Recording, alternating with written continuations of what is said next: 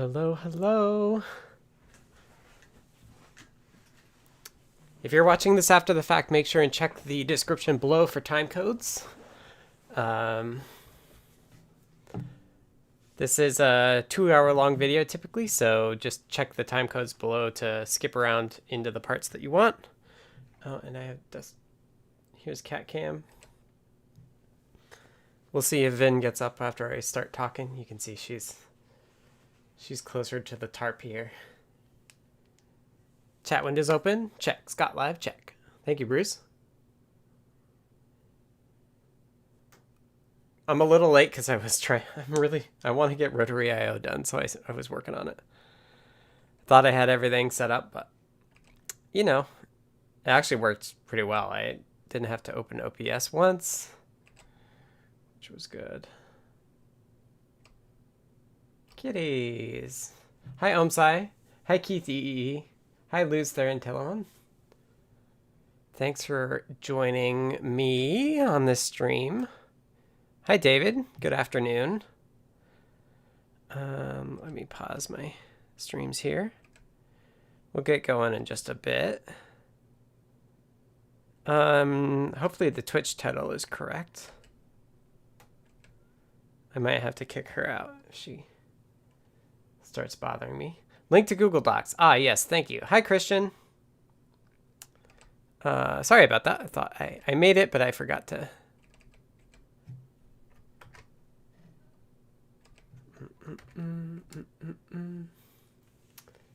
Hi, Bruce S.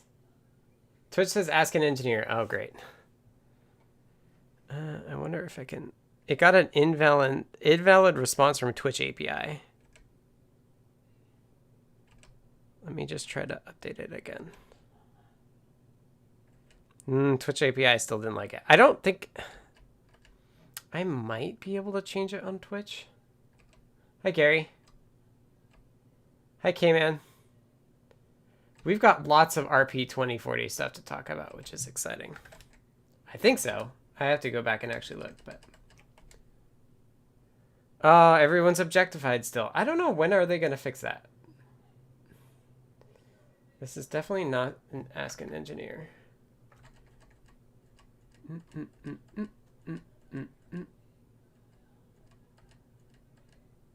Timeout. I'm not sure I can. Sorry, it says ask an engineer. I don't think I can change it. I have moderation privileges, but I do not have title privileges. So if you're on Twitch, this is, well, you can ask me stuff. It's just not officially ask an engineer. Okay, so it's 2:01. I think we got everything going. If somebody wants to just comment in the restream chat or in the Twitch chat, that would be awesome. So I don't know if you noticed, like the camera is a little bit different. I'm trying, like I was having a lot of hand trouble. Well, not a lot, but I was having some. And so I tried shifting like my chair down a little bit to get my hands closer to my mouse and my keyboard. And so the angle is going to be a little bit different. And that's why if I stand up, like I'm a little bit too tall. Hi Keith. Hi DJ Ian Dunn. Maybe we can see you on Twitch. Awesome, thank you. Good night, Med from Morocco. Sorry, it's late. All right, I'll do housekeeping, and we'll get going. If you have questions, go ahead and queue those up. I'm always happy to answer them, and that's part of the housekeeping. But David doesn't see the Twitch chat. The Twitch chat doesn't show up on the stream, but I can see it myself. I've had, like, I don't know how to moderate the things that come in to restream, so that's why I don't put them on the video. The YouTube one, the YouTube and the Discord stuff, we can moderate, so I feel better about that being encapsulated on the stream forevermore. Johnny says, you were talking about a difference in camera setup, but my stream started out at 480p, so yes, indeed. Yeah, hopefully you can kick it up to HD and it looks okay. I think I said hi to Gary. Hi, A Lizard from Twitch or from Twitter. Cat activity. It's winter in Seattle, which means the kitties are cold, which means that Vin likes to sleep with Spook. Should I just like spend 2 hours watching the cat sleep? Does that sound like a good plan?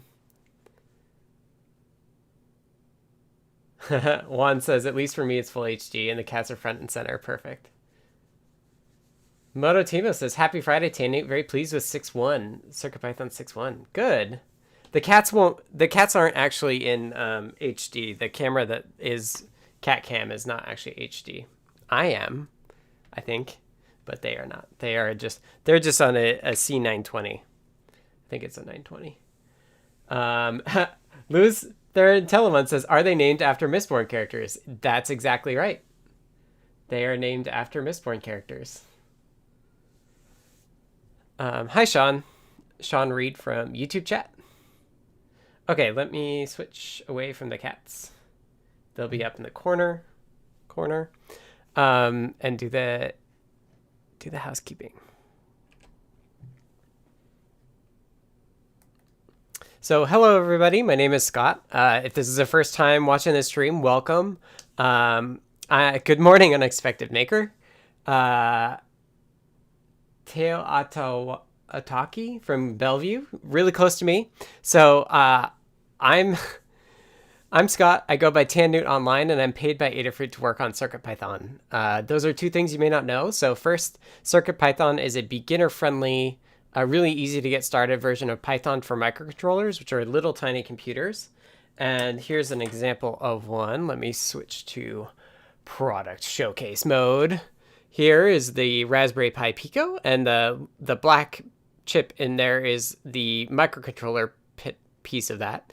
It's a computer that runs at 125 megahertz, and one of the many microcontrollers that we support with CircuitPython. You plug it into a computer, it shows up as a drive, and it has a code.py file on it that you just edit, and you're off and away. So that's CircuitPython. Adafruit, if you don't know, is a...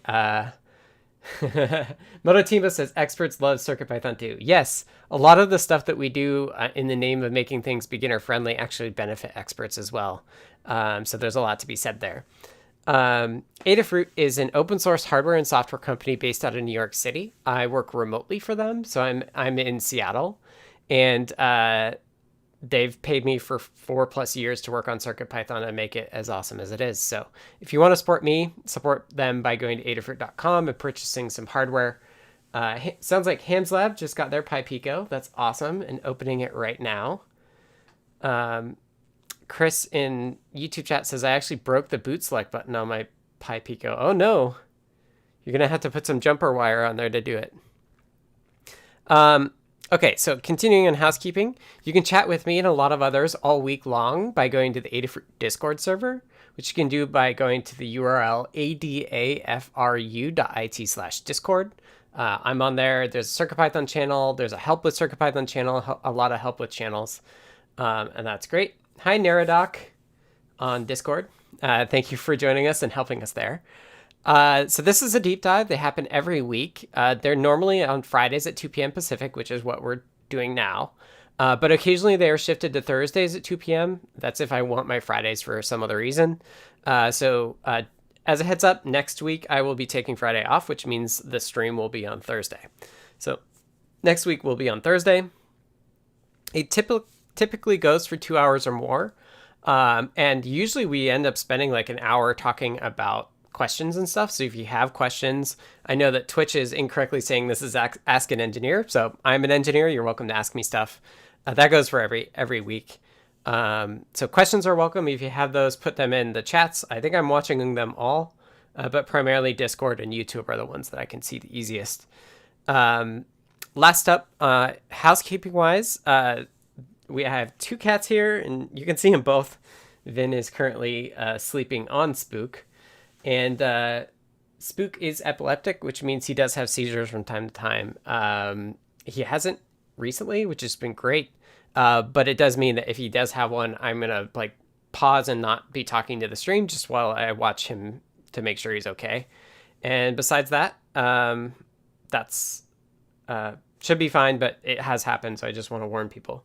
And with that, I think we'll get started. Let me see if there's any folks that have any questions. I don't see any questions. Mototuma says, a giant thank you to Patrick Van Osterwyk for the WizNet 5K Whiskey server port. Looking forward to the power over Ethernet featherwing from CrowdSupply. And Bruce S. finally received 2 CM4 modules. Sean Reed asks a meta question, which is there any reason you would prefer a specific platform that we use to watch you on? No, it doesn't really matter to me. We use an intermediate service called Restream. So I stream to one place and then it goes out everywhere. If you're not on Discord, I encourage people to join Discord simply because it's a chat that lasts all week. It's not like the chats with the streams where they kind of disappear after the streams are done. So if you do want to chat, I recommend the Discord chat. And specifically, we're in the live broadcast chat channel on the Discord right now. That's the channel on the Discord that I'm monitoring. But platform is really up to you. It doesn't really matter to me. And we'll see if Vin wants to get kicked out here. Bruce S. says, I'm wearing my laptop-specific glasses, so I can't see my TV to watch clearly, but I can type real good now. That's good. Okay, so I procrastinated long enough to see if there are any questions, and I'm sure questions will come up as we start talking. So I think I want to start. I have a couple... Yeah, I have some items I want to talk about. Ooh, here's a question. And let me take a time code here. Will there be RP2040 boards with Wi-Fi on it? So I know that Adafruit has announced, not Adafruit, Arduino announced that their board will have a Wi-Fi module on it.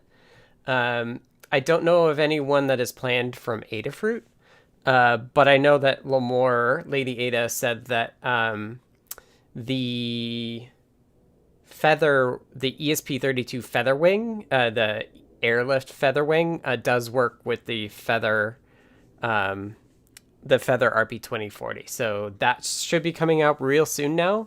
And so that's one option, is to use an external coprocessor there. So yeah, there will certainly be boards with Wi-Fi on it. But honestly, if you're going to do CircuitPython, I really would recommend just doing an ESP32S2 instead. Like having two coprocessors or two processors communicate is like pretty tricky. I'm seeing what the cat's doing. Next up, we have a question from Foamy Guy, who says, would it be possible theoretically to have a module that works in the background, kind of like rotaryio or gamepad, but is responsible for reading touchscreen data and queuing it up to return it into the foreground when requested? Yeah, totally. That's totally possible. And I think that, like, we've been thinking a lot about this, and I actually stayed up late this week for the Melbourne micropython meetup, and I'm always curious to see what they're doing. And they have been doing some really interesting work with async IO and BeagleV. And so they're Damien and Jim are very, very smart, and they're thinking a lot about what asynchronous hardware APIs look like. So I'm very interested to see where that goes. It's something that, like, we've started a bit too, but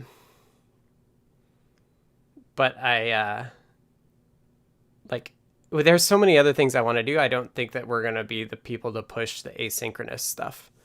At least the folks that work on CircuitPython for Adafruit, like, there's just so many other big tasks to do instead that I think are really important.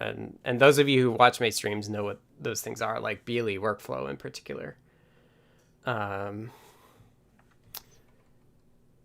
Good. We're getting the questions. Awesome. Okay, the next one.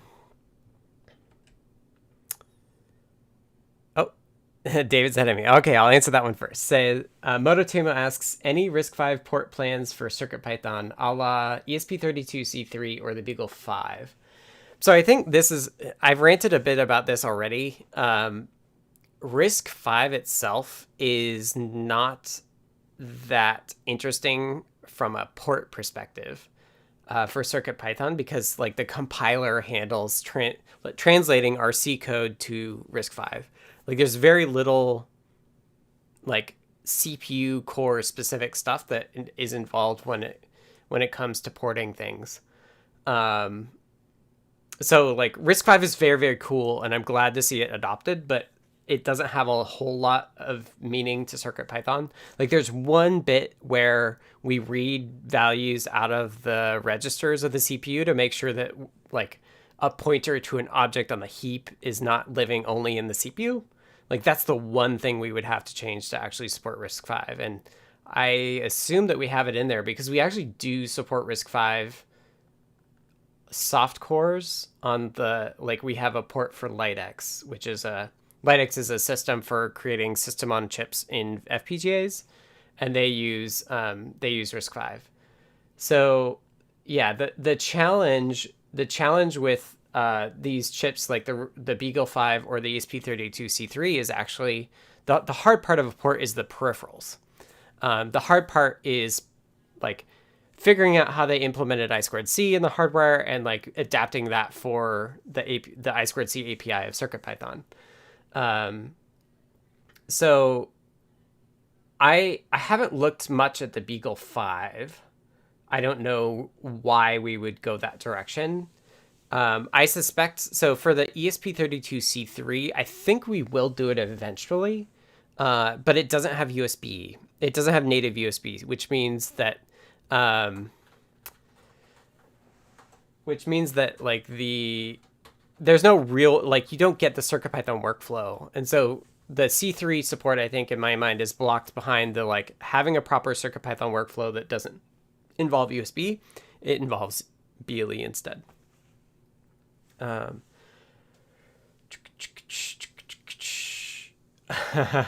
Let me answer this other question first. I see a couple. So great questions. So wow, I'm like 4 questions back. Jabba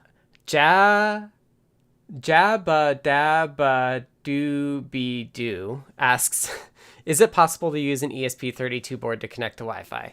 Yes. Yeah. So if you look at let me pull up the desktop. If you just go on learn.adafruit.com and look at Airlift is kind of like our brand. So here's just an external ESP32 Wi-Fi coprocessor breakout. If you don't have this breakout, you could use another ESP32. But this guide will teach you how to like connect it up. And it's just, you connect it over SPI, and then there's an ESP32 SPI library that will do all of that for you.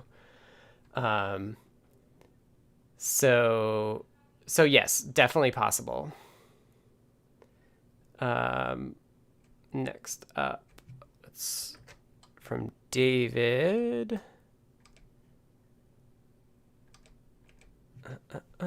Sorry, I'm taking time codes here to make sure that so that people can skip through the video. So from David Cabanis, is there a way of obfuscating code on the device? We haven't added a way to obfuscate code. Like you could do it as an MPY file, but really like that's kind of not what we're going for with CircuitPython. So if somebody wanted to add the ability to do obfuscation, you could, we'll merge it in and stuff, but it's really a low priority for us. It's just not something we care about. Like we're all about being open. And so it would require somebody else to come along and say like, hey, we want to do this or that to CircuitPython. So Luz Thurn Telemann asks, would it be fair to characterize the Pico as a more David's helping me out too.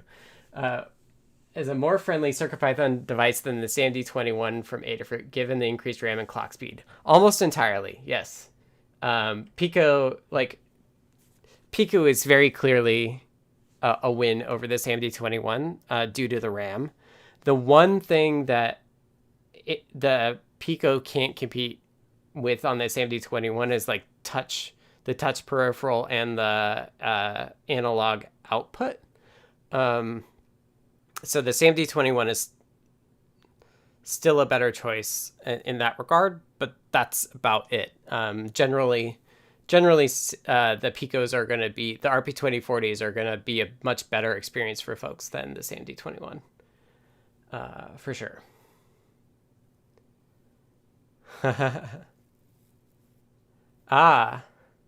Tim says, considering putting Blinka / CircuitPython on the BeagleV as a GSOC project for beagleboard.org. That would be cool. I mean, I really think native stuff would be really neat.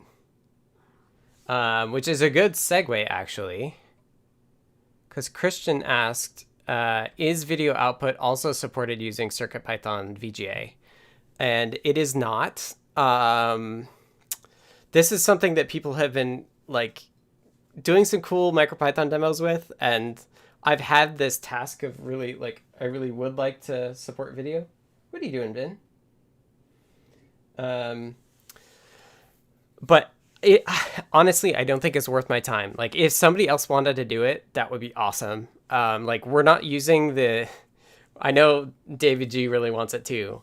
We're not using that second core for anything right now, so there is an idea that we could do that.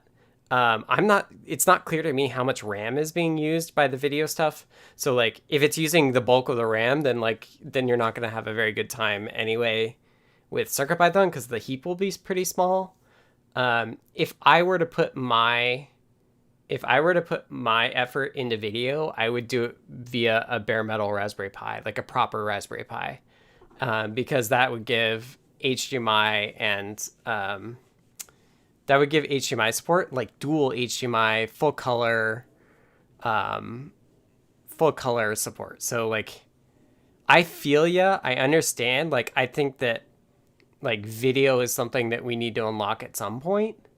But really, like, the way that I would do it is I would do it with a regular Raspberry Pi, because it's going to be way more compatible with TVs and stuff if it's actually HDMI. And I know that there's been demos with the Pico doing DVI as well. And yeah, if you think it's fun, if you think VGA is fun, like, you're more than welcome to add it. But, you know, when it comes to prioritizing my time and the time that Adafruit's paying for, I wouldn't. I know Lamore has a prototype for a VGA breakout, so, you know, maybe she'll do it too. But I just, like, it's also the other thing that's on my mind and I really want to get to is the BLE workflow stuff. Like, I feel like the VGA stuff is nostalgia for folks like me who are like 30s and older.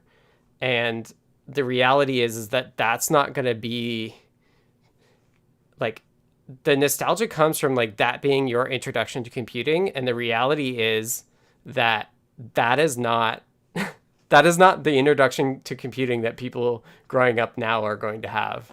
Like, their introduction to computing is phones. And so, like, it's much more interesting to me to support phones over video. So I'd love to do video at some point, and if somebody does it before me, even better. But in terms of like what my preference is yeah. Okay, so that's that. There isn't CircuitPython VGA support yet. If somebody wanted to add it, that would be awesome. I'm not planning on doing it.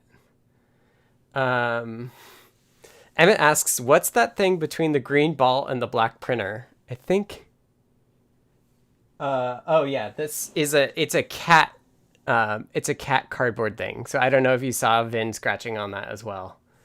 But yeah, it's a cat scratcher. No, you can like, it's tilted up right now, but you can like have it in the window, then you can lounge on it and stuff. Let me make sure David's keeping up too. Thank you again to David, folks, for doing the. Yeah, Kristen is 1984. So yeah, like I'm 1986. So like I feel you the nostalgia. Like I have a bin full of Game Boys, and I was thinking about respinning my Game Boy cart for the RP2040. Like I feel the nostalgia. I understand it, but it's I think the BeagleV workflow is something I wanted to do for years, and I just gotta like force myself to do that earlier.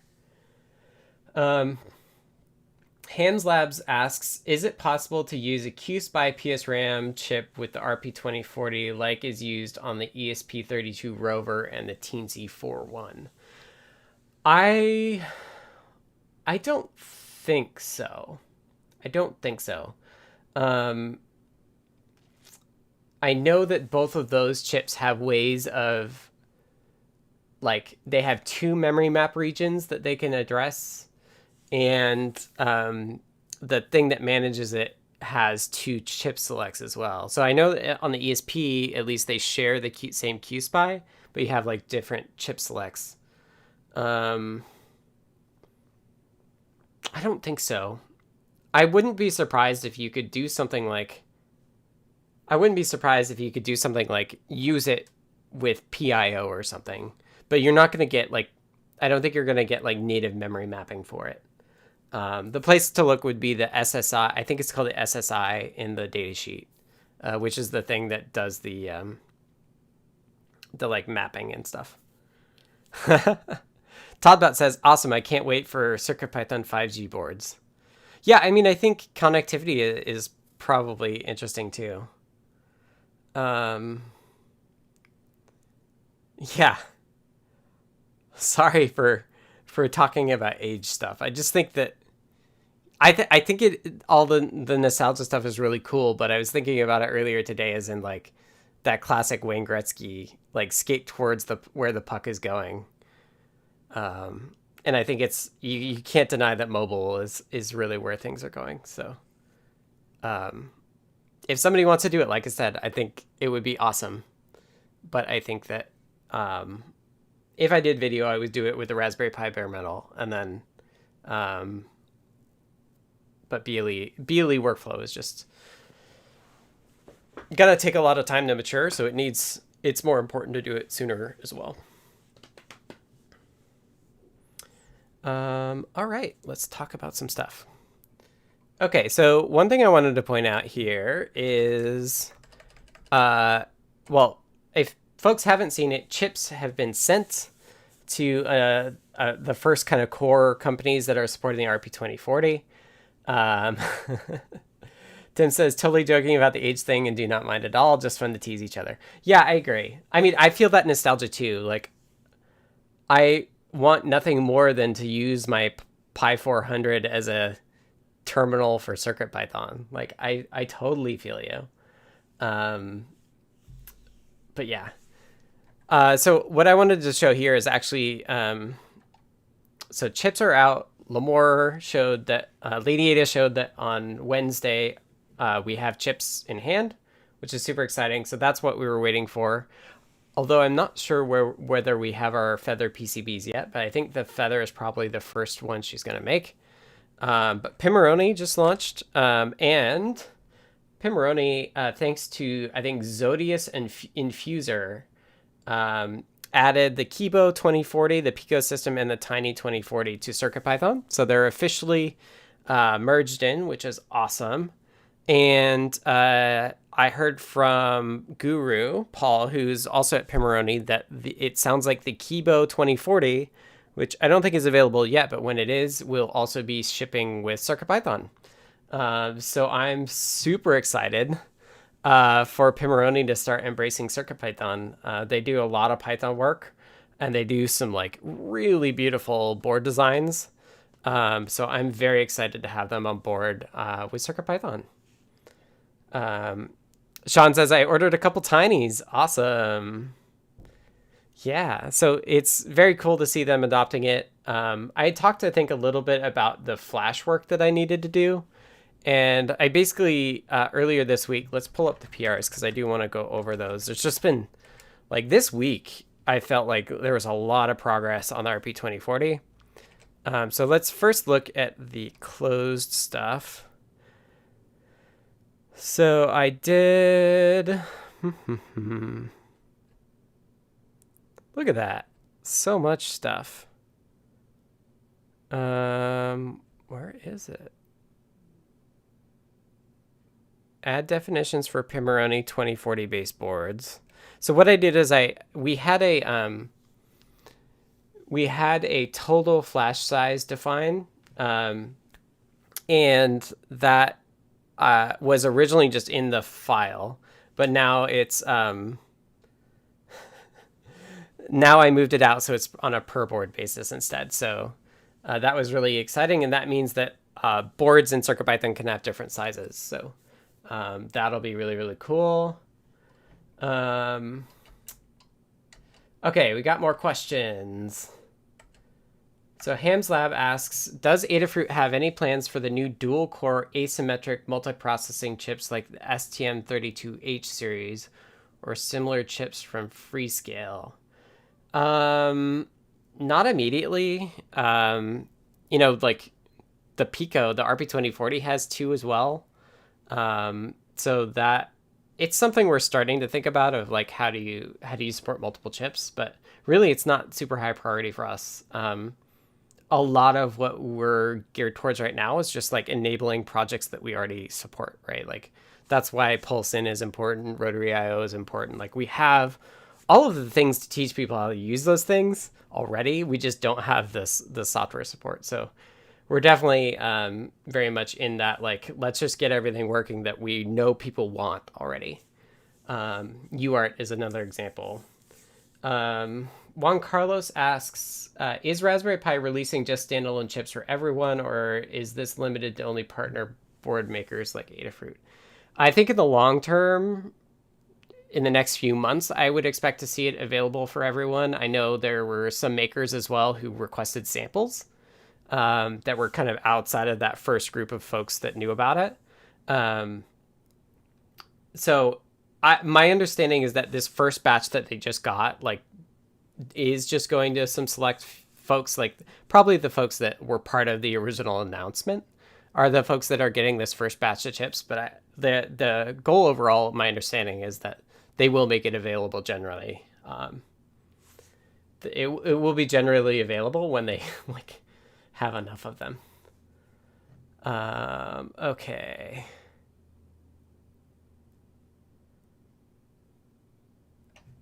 Mark Olson asks, is it not Pimoroni as in pirate, not pirate? And Toddbot says, wait, so it's Pimoroni, not Pimoroni? I feel like when I've heard them say, whoa, it got really bright. When I've heard them say it, I think I've heard Pimoroni. So I think Pimoroni is right. If you go back, there's some like videos when people could actually visit one another. There's like videos of the Pimoroni folks visiting CircuitPython, or it's not CircuitPython, Adafruit. And you could see that. Luz Theron Telemon says, now say tuple. I think it's officially tuple, although tuple is also one that people commonly say. WizNet 5K library still requires bus device library, which moved to the core, as in native. Yes. Bus device is available on most things in the core as a native, but not all. There are some boards that don't.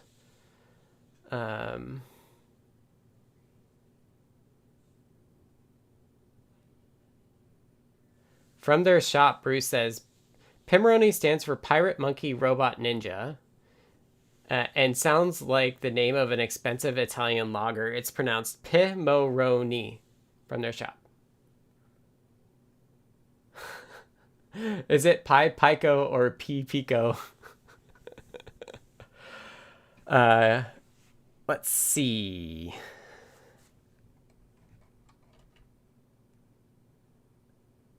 It's meant to be a Q2 for general release for the RP2040 chips.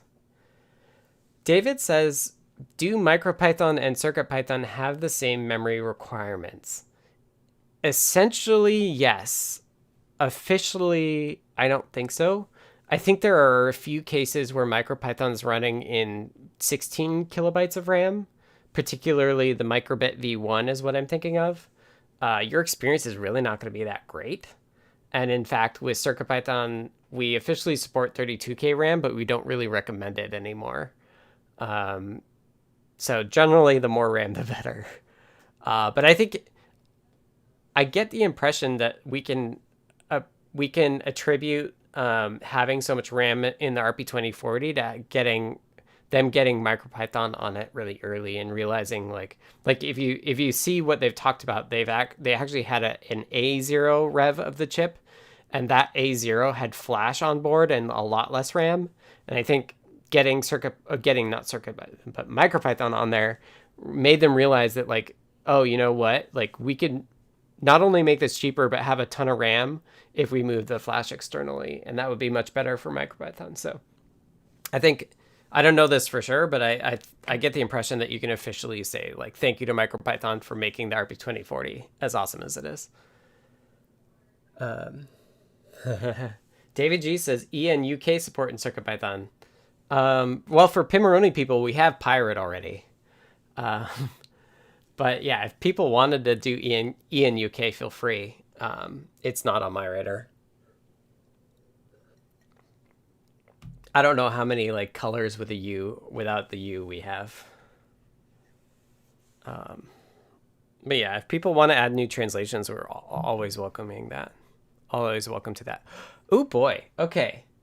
So I wanted to recap just like what has happened in the last few days, the last week. 8 days ago, we merged implementing urandom. So random is now, and that's thanks to Jeff. This is a huge one. This is what Dan did, is the second USB CDC serial channel. Tim says, so that's where EN Pirate came from. Not quite. EN Pirate is courtesy of Summersoft, who wanted to have a version that people could feel more comfortable learning on. And so it was kind of a fun play to have Pirate on there, and people could get creative. So this is a big deal. This secondary USB CDC channel closed the oldest open bug we've had for like years. Summersoft says it started as a joke. So this fixed bug 231,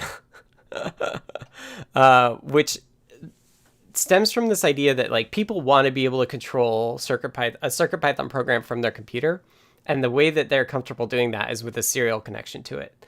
And USB can fake serial connections. The problem is that the only serial connection we presented up till a week ago was also used by CircuitPython, which meant it looked really closely at saying like, oh, is there like a control C character? And if there is, we'll do something special. Which means that you can't use that connection for generic, like any sort of bytes, because there are certain bytes that mean something to CircuitPython. So, so the secondary CDC connection means that with the next beta, when you plug your device in, you'll actually see two COM ports or two ACM ports on your computer. The first one should be the CircuitPython one, and the second one will be the generic one that you can talk to from CircuitPython. David G says, many people had projects for the second serial. Where are those projects now? I think they'll realize it. I think we're going to see it. I already recommended it to like one person who wanted to do like keyboard software and be able to configure it from the computer. The other person was also, I saw somebody also wanting to do a 3D printer, and like that's really good if you want to be able to send any sort of command stuff. Brady B says, any hope of using a second serial on SAMD21? You should be able to enable it. My understanding is that the API code for the secondary CDC connection takes too much space. So it's there are enough endpoints, but there's not enough space. So you would have to do a custom build that turns off something, and then you could turn it on. You could turn the secondary CDC on.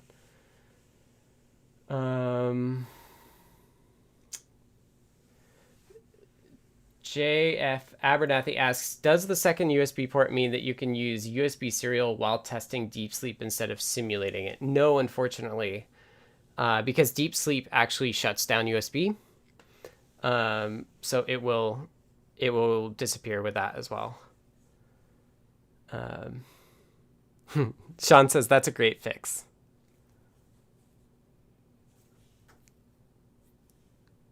Yeah, so thanks again to Dan, as Tim points out. Dan finally... Hi, Photochromax. So that's really exciting. That knocks out one of the oldest bugs. I don't know what our oldest bug is now. Maybe we should see. We have 405 open. Okay, so this is a generic help test builds, help answer questions. And then I guess the oldest one we could actually do is the idea of breakpoints. Somebody prototyped that. This, I don't know if we could close. I think we still do need to do that. That's an oldie. All from 2017. Anyway, so that's super exciting. I think, David implies like, where are those people now? Well, they've had a week to discover it. And so I think we will see a lot of cool projects. I know it's on Dan's radar to do a tutorial or guide for that as well. So bit transpose. So there's now a bit ops module that Jeff added, which allows you to do little, like, I have 8 byte arrays and I want to like pack them into everything. That's for the shift register NeoPixel stuff that Jeff just did, which is very, very cool as well. So you can like output to 8 NeoPixel strips concurrently. Right. So Omsai says, on a side note, newer versions of CPython support breakpoint instead of having to use import PDB set trace. Yeah, and I think I was picking breakpoint is something, if we ever added it, that's what we would add. And then also there's, what is it? sys.setTrace, which is like the like fundamental unit of a lot of Python debuggers. That's the other thing we could add as well. Okay, so let's see. That's a whole page of PRs in just the last week. So it's been a busy week. Ignoring the IDF tools folder, definitions for the Pimoroni board. So thanks again to Zodius Infuser for doing that. We have a new version of Microlab. I'm not sure what's in it, but there was at least a bug fix. Jeff added memoryview.cast. Board ish update for the TG watch. A fix for the USB CDC stuff, pulling in float stuff that we don't want. This is merging the mass storage endpoint pairs, so this should actually make room for the CDC on the SAMD21 in terms of endpoints, not in terms of flash size. Jeff saved a little bit of space by not doing the serial number in a static variable. Unexpected Maker added tiny S2 definition. Some presence fixes. And then here's the board specific flash sizes for the RP2040. So that was me fixing that. Some file level stuff, typo. Oh, merged in I squared S and PDM in support for the RP2040. And it also greatly improves, I think, the PIO API. So did I cover this last week? I think I did because I found an error in it. But if you go to the main API page and make sure you're on EN latest, it's not the default. RP2. Lots and lots of stuff here. Now there's initial pin state and initial pin direction. So that has logical defaults. So it actually makes it much simpler to get going. Previously, you had to like, if you wanted an output pin, you had to figure out how to get it set via init, and now you don't have to worry about that at all. There is wait for txstall as well, so you can write two programs that do not stall. So that's cool too. Johnny asks, did you fix the error messages, or do you still want me to do the PR? I did not fix them. There was one where I typoed direction, I think, that Johnny found, and sorry, I just didn't do that. If you haven't realized it yet, I kind of play this role of like trying to work ahead of everybody, and I don't do it perfectly, but I do like get a big chunk done. Toddbot says, I bet your Python linter loves that state machine constructor with all those arguments.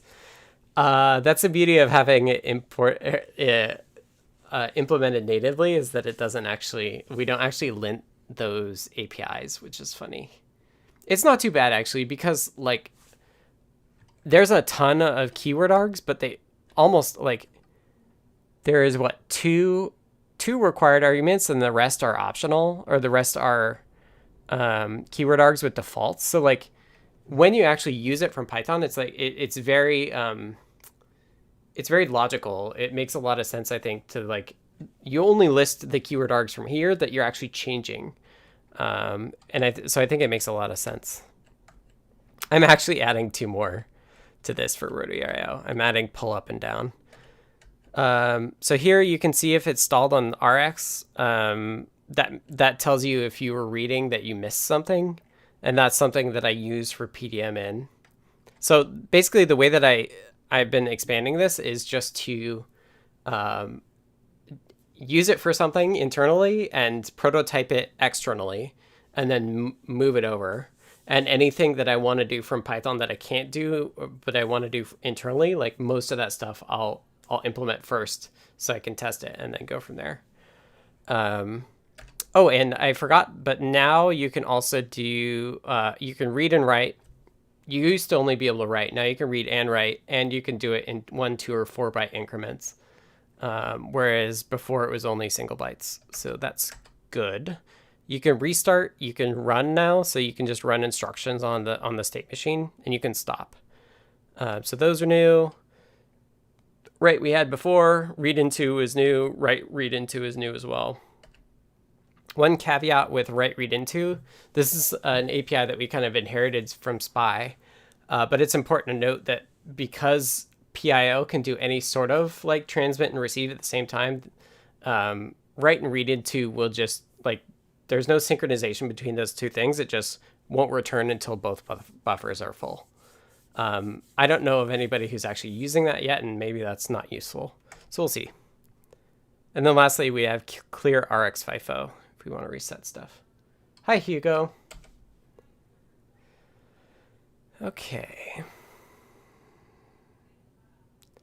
Board specific flash sizes. Audio bus IO.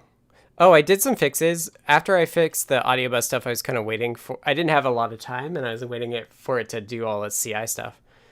So I fixed the second shared PWM. Kevin Walters had found that if you're trying to share 2 PWMs slices, so like you have a fixed frequency but between the two, what would happen is that like the first one would work and the second one would not. And so I fixed that, and then Dan tested it and found that if you allocate one and then try to allocate the other with a different frequency, it fails. But if you allocate the second one with the same frequency and then de-init it, then you can do the second one again with a different frequency. So Dan found a bug there that is fixed in this PR. Hi, Pablo from LinkedIn. Jeff found a bug or an improvement for pixel buff, so brightness scaling is going to be quicker now. It doesn't do floats now, it does ints, which will make it quicker, especially on M0s where they don't have float hardware. Some pin name fixes from Unexpected Maker. K-Match improved blitting so that you can blit to the same buffer cleanly. Jeff reviewed my fix or my improvements to PIO and then promptly was trying a demo and found a bug, so he fixed the bug, which is great. I just merged in an update for the Feather RP2040 pinout. We're any day now we're going to have a new beta, and I wanted to make sure that the new beta would work on the production boards. I've got like the first rev, and I think the production ones are like rev 3, rev C versus A, which is what I have. So I have to remember that. If you see me testing and being like, why isn't it working? It might be because I'm using the pins that changed.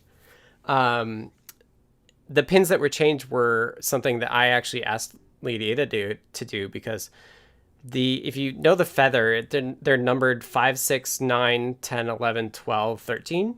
And so what she had done is just like done GP5, GP6, GP9, GP10, 11. And I was like, hey, it's better if they're all consecutive because the PIO can write to any set of consecutive stuff. So that's why the pins changed between my version and the production version, was to just get more consecutive pins available on the pinout for the Feather. Hi, Alvaro. This is I usually have 2 glasses of water, and I realized, like, what if I had a water bottle that I could fill up my glass with? Because it can sit on my desk and I don't have to worry about tipping it over. Whereas I usually put the second one behind me and I don't usually use it. Okay. We're about reaching our hour, so maybe we want to dive in. And maybe I'll do rotaryio. Actually, I know OMSI is here, so I need to talk some more about Flash. I want to start that too. Will you be announcing the availability of the Feather 2040 in the store during a deep dive again? Worked well for the mag tag. I don't know. I'm not sure. I'm not sure when they're actually making it. Certainly, like, it all depends on when they make it. I don't know when they're doing that. Exactly. Hack that hydration. Thank you.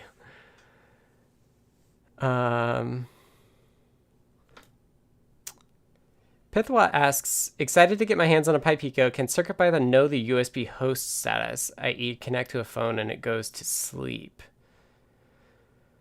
Whether USB is connected or not, I think we have a way to check that.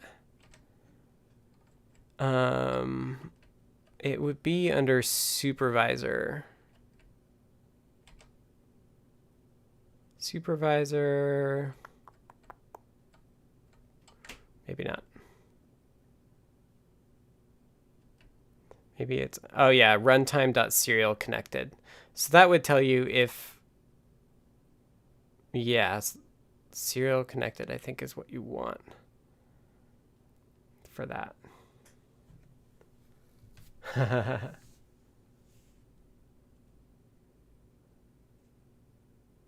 Yeah, David said, didn't Ladyada mention dropping in today on last Wednesday? She did mention it on Wednesday. I haven't heard from her. If she were to drop by, it wouldn't be for another 10 or 15 minutes. We'll see. If she pings me on Slack, we'll do it. And you can ask her questions as well. So yeah, for Pithwa, I think this is your best option at this point for detecting USB state. David says, don't forget to say that next week is on Thursday. Yes, next week is on Thursday if you missed it. Because Friday I'm taking the day off.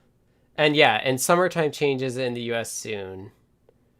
It does. I don't know exactly when it is. I think it's mid-March. I think it's like 3 weeks away or something.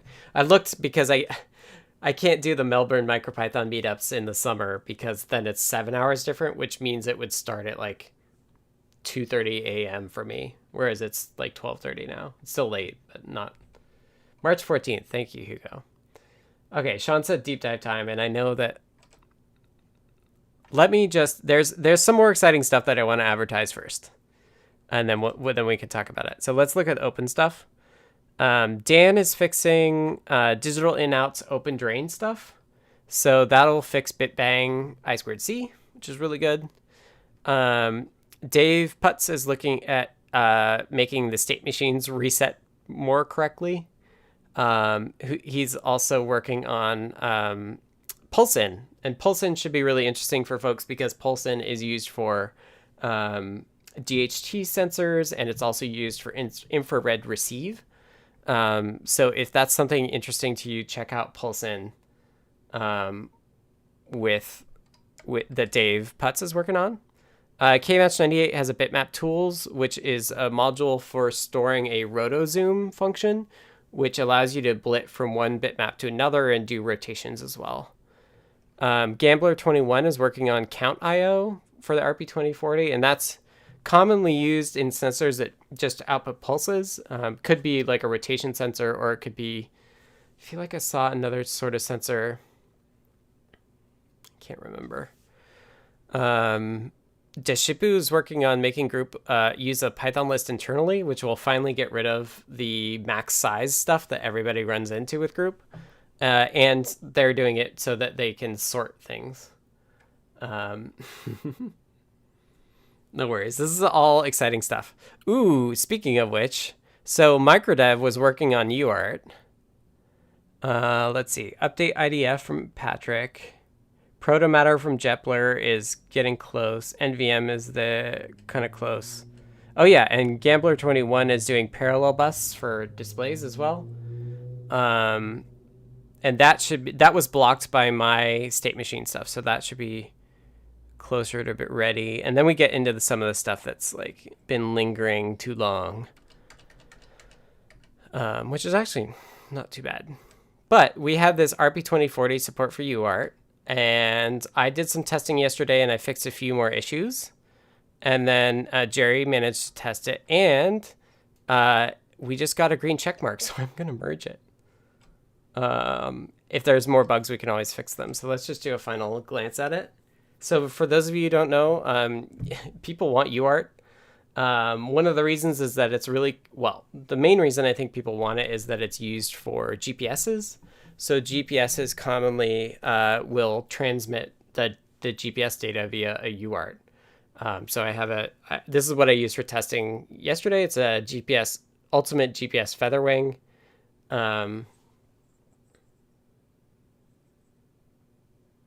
David G asks, can I link the second CDC serial to a UART and do USB to serial with the Pico?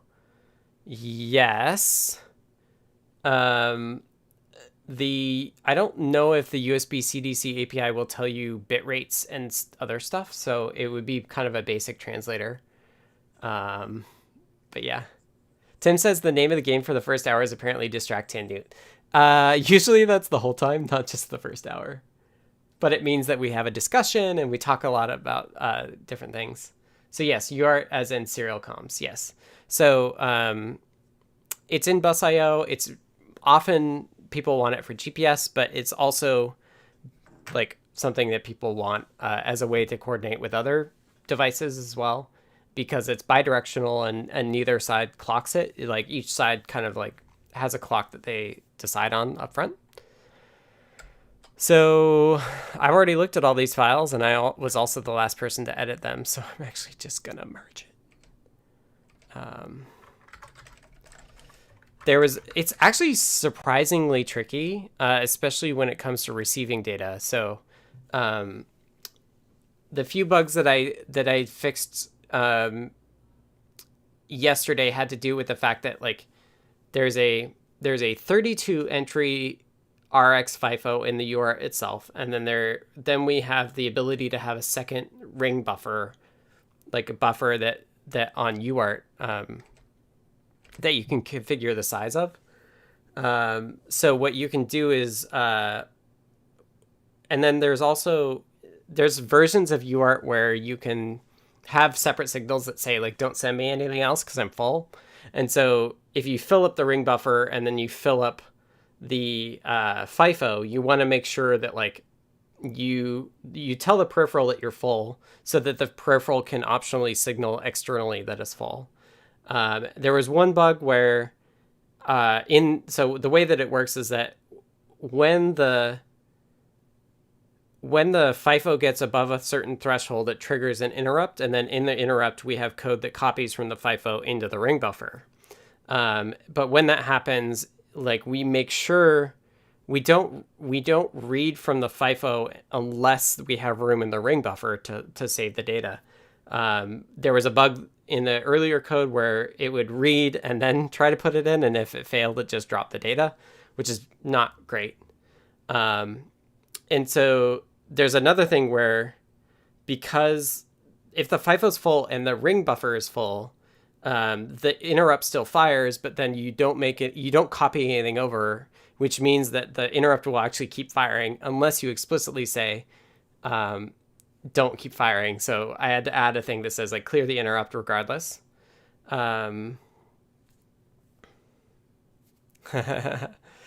says, can you demo your workflow fixing spelling mistakes?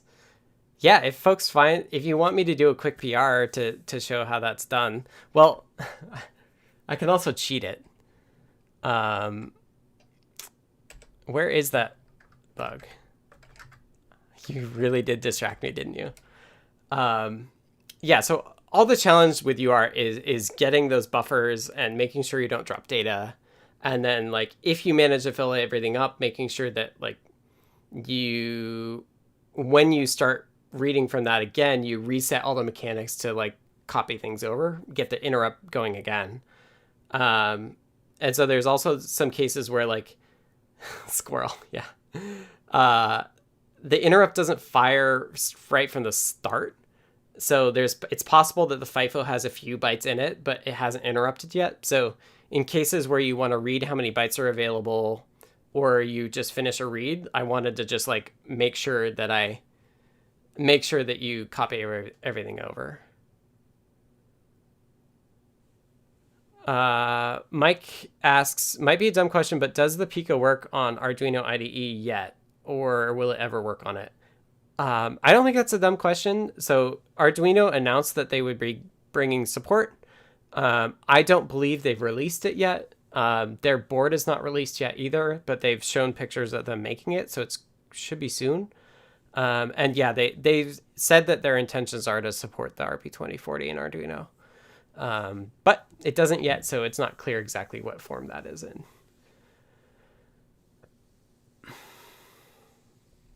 David G says, was there a Mu meeting and will Mu be confused with the second CDC serial? There was a Mu meeting. Me, Kattni, and Melissa met with 3 other Mu folks on Wednesday. Most of it was around changing the CircuitPython mode. You're welcome, Mike. Because they've seen cases where like code gets lost because it's only on the device. So there was some discussion there, and there's issues on the Mu repo for that. Dan did test Mu with the second CDC serial, and in his experience, it did not get confused. But we also did make sure that there's a way to... the interface name for the different serials is different. So we should be able to also use like PySerial to read out the interface name and pick the right one. Hopefully. So we don't think it's going to be a problem, but I wouldn't be surprised if there were some folks that got a little confused by it.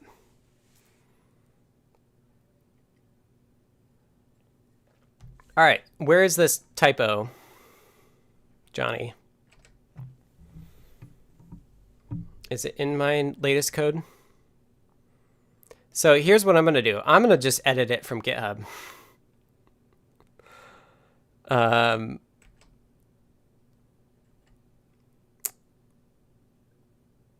think it's in bindings. It has to do with direction. But it's typoed. Where is this typo? It might be in the... David says that's valid to edit on GitHub. Yeah. Yes, I mean, this is exactly why... this is where editing on GitHub is perfect. Is like, if it's just a typo. Yeah, here we go. Initial set pin direction without the T conflicts with initial out pin direction. Can you see that? So there's the typo. And so here is a tutorial on how to edit from GitHub. So up at the top of the file, there is this pencil icon. You just click that.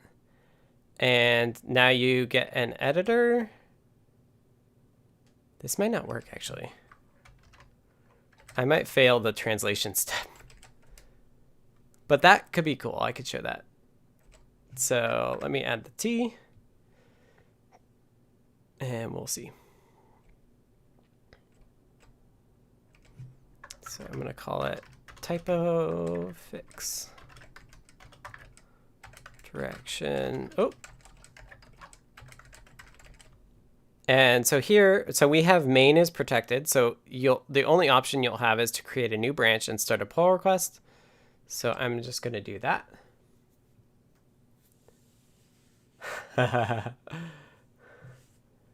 Hugo says, fix typo in GitHub Web Editor, commit and merge, break build because line is now 1 character too long. Well, you don't have to worry about that because like it will still double check everything, right? Like I'm not committing directly to it. The PR will be tested before it gets merged. Charles says, I'm thinking about building a VT2200 dumb terminal for use on my PDP-11/23 emulation. So there's this really cool Raspberry Pi terminal project. I forget what it's called. Hi, Freckled Science. What is it called? It's open source, bare metal, Raspberry Pi. Site blog.adafruit.com. Vin's back in her bed.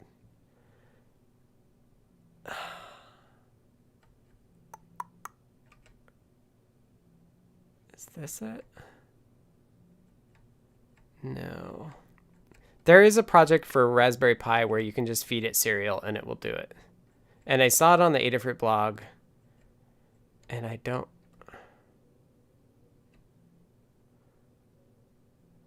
Johnny, I think you could do this other type of fix. Pi KVM, is that what it is?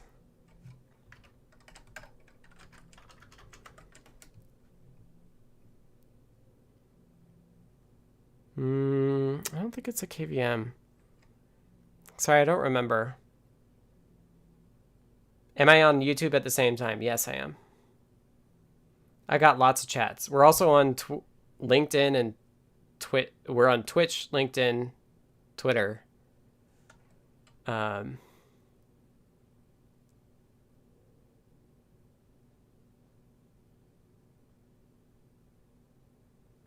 Okay, so for Toddbot says for supervisor.runtime.serial connected, it's only if you have like screen open. Pi graphics. I love having the chat.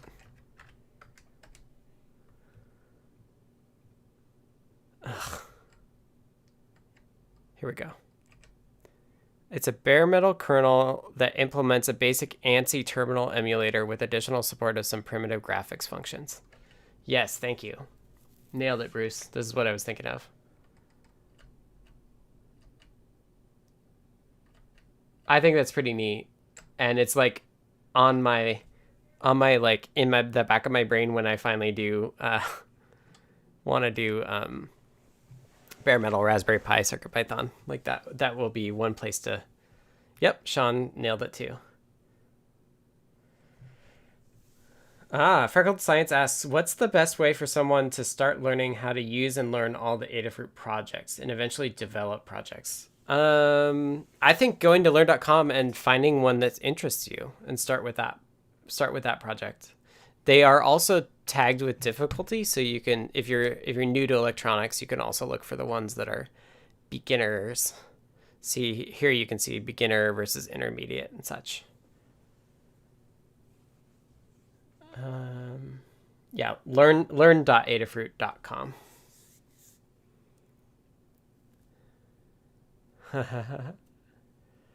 Keith EE says, at some point I should Google this, but it keeps coming up. Is bare metal just assembled code versus running through a kernel? Yes. That's what that's what I mean by bare metal, is that there's no OS. And there's actually, on the Raspberry Pi, there's actually privilege levels that is usually used by an OS to make sure that like untrusted code is not privileged. There could be an RTOS like Bruce says too, but my intention is like, when I say bare metal CircuitPython, I mean like literally like the code that we have running on Pico, running just privileged on our Raspberry Pi. David asks, are there plans for a Visual Studio Code RP2040 CircuitPython emulator like the Playground Express? Not that I know of. The emulator for the Circuit Playground Express was done by some Microsoft interns. And I don't know if the intern hosts plan on having more interns to do that. It's not a priority for us. Like it's a question of like, do we make the real device do more or do we not? And Johnny's ahead of me on PRs. So I had this fix and I'll create a pull request. Maybe Johnny fixed it in a separate PR. And it looks like the test did fail. So what happens here? How do I fix? If we look here, it says translations failed. So what do I do now? I expected as much. So here I am. I started rotaryio. So I have some changes here. I'm just going to add them all.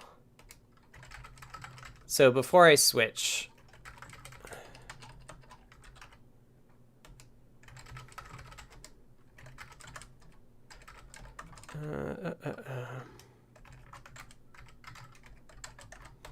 you'll never actually see that commit message, so it's okay.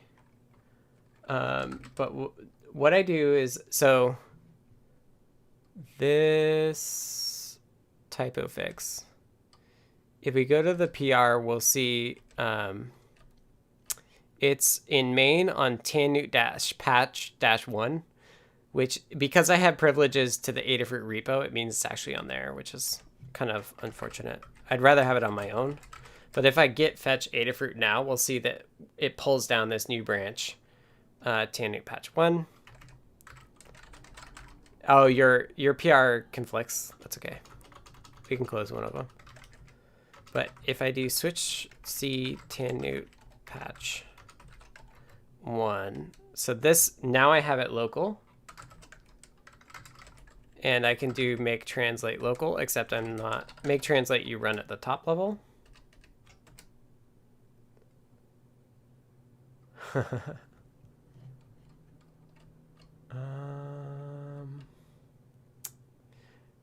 Hugo points out that Sean Himmel from DigiKey has been working on a YouTube series about MCU-free RTOS stuff. JM says, not sure if this was covered yet, but with the Pico, how's your work going? I can see good results on the PR. Would there be an ETA on that? I literally just merged it, like within the last 10 minutes of the stream. I think so. Did I not hit the button? That was my intent. Yeah, it's merged. So in about 2 hours, it'll be available on the S3 bucket. So if you want to get the latest of that, you can do Pico. And then absolute newest, it says browse S3. And then pick your language, like ENUS. And now you can see all the builds that we have from the past. And you'll just want the one that is from today or newer, and the commit number is there as well. So it takes a couple hours for it to run because it's building 3,000 versions of CircuitPython. But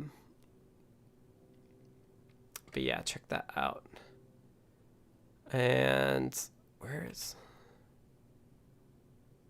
Okay, so here's Johnny's. Okay, so Johnny will have the same problem.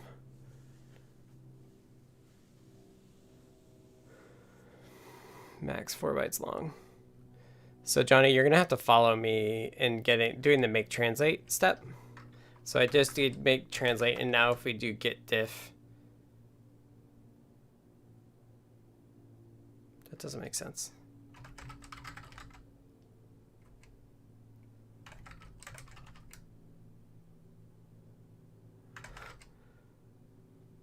Am I not on?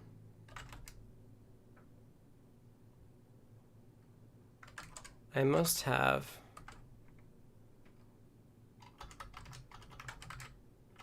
Ports, Raspberry Pi, Common Hell, Rotary Encoder. Right, so this is a hangover because I moved. It doesn't delete it.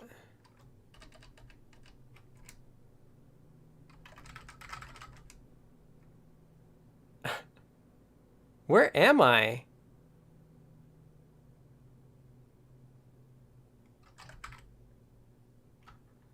Huh. So I thought I...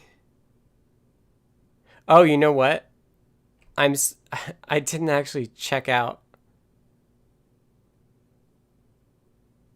what I wanted. I just renamed rotaryio to Tanu patch 1.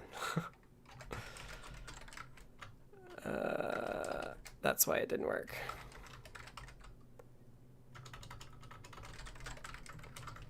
Check out Adafruit main. Git branch D. I just did this. Tanu patch 1. I don't need that. Throw that away. Git switch Tanu patch 1 without the dash.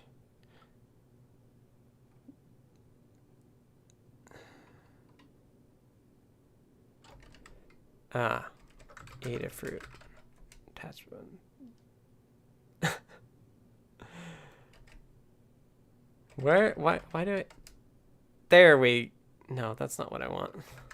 How did I do that? I did it earlier today.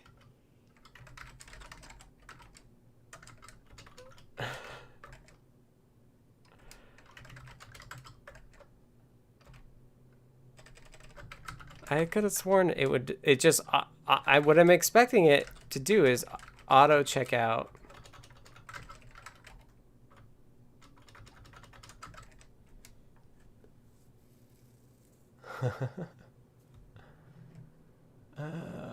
Sorry, behind on chat. Do you folks do automated unit testing using a hardware fixture to emulate devices? No. I would love to, but we do not. Did I forget git fetch? I think I did git fetch. I heard you say there were 3,000 ports in your continuous build setup, and I thought you were joking since I only see 150 boards. But you just said it again. Is that true? Well, it's like 170 times however many... 170 times the number of languages. And we're closer to 200 than 150.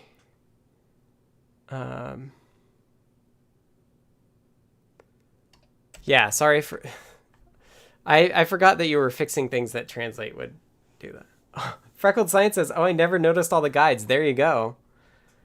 Learn.adafruit.com is what you're looking for. I don't think you want the remote's name there. That's what I thought too, Snoot Girl.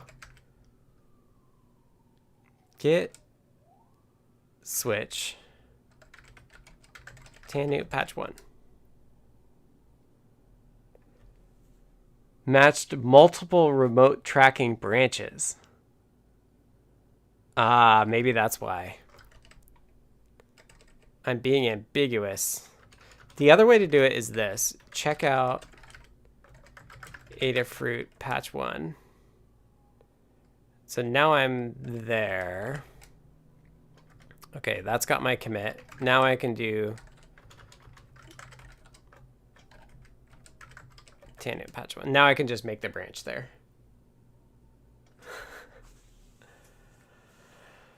Yeah, Moto. Tim says we need to talk about this in build system wishes. Yes, Omsai is watching too, and we need to talk about that. So I think I can save rotaryio for another day. Momfasa says, guys, which there might be women here too, so, you know, ESP32 or Pico. If you want to do Wi-Fi, I would do the ESP32S2.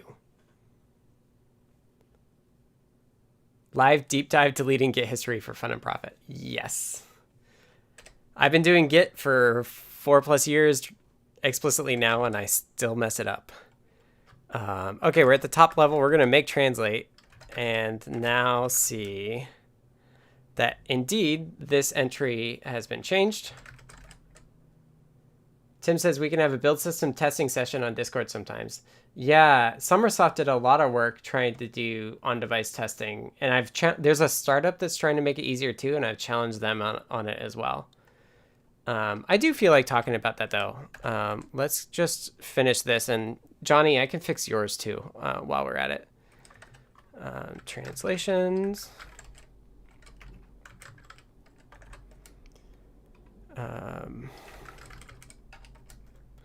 Git add, git push, Adafruit, tanu patch 1.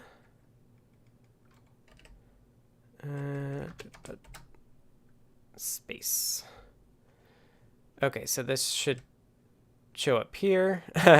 Ladyada approved it. I don't know. Did she want to join? Let's see. She didn't ping me. I'll see if she wanted to do it.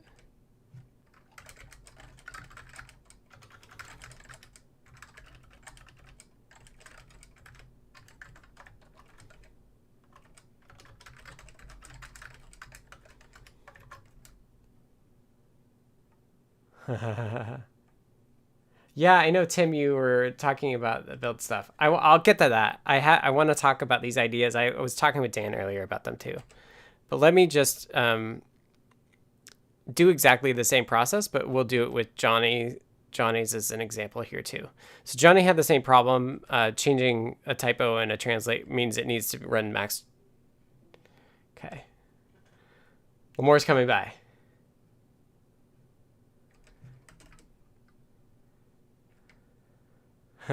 Rodrigo says, why not both? That's a good question. ESP32. We're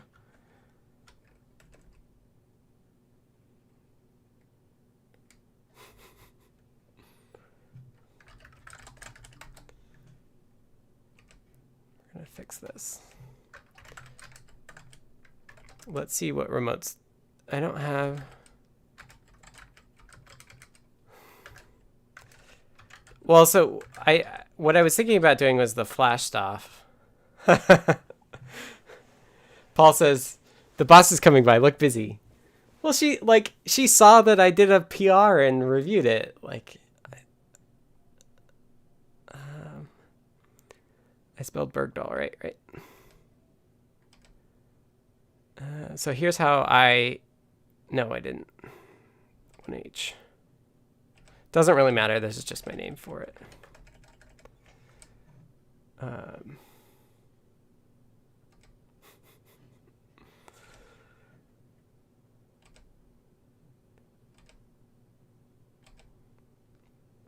Look busy equals fix typos. All right, here we go.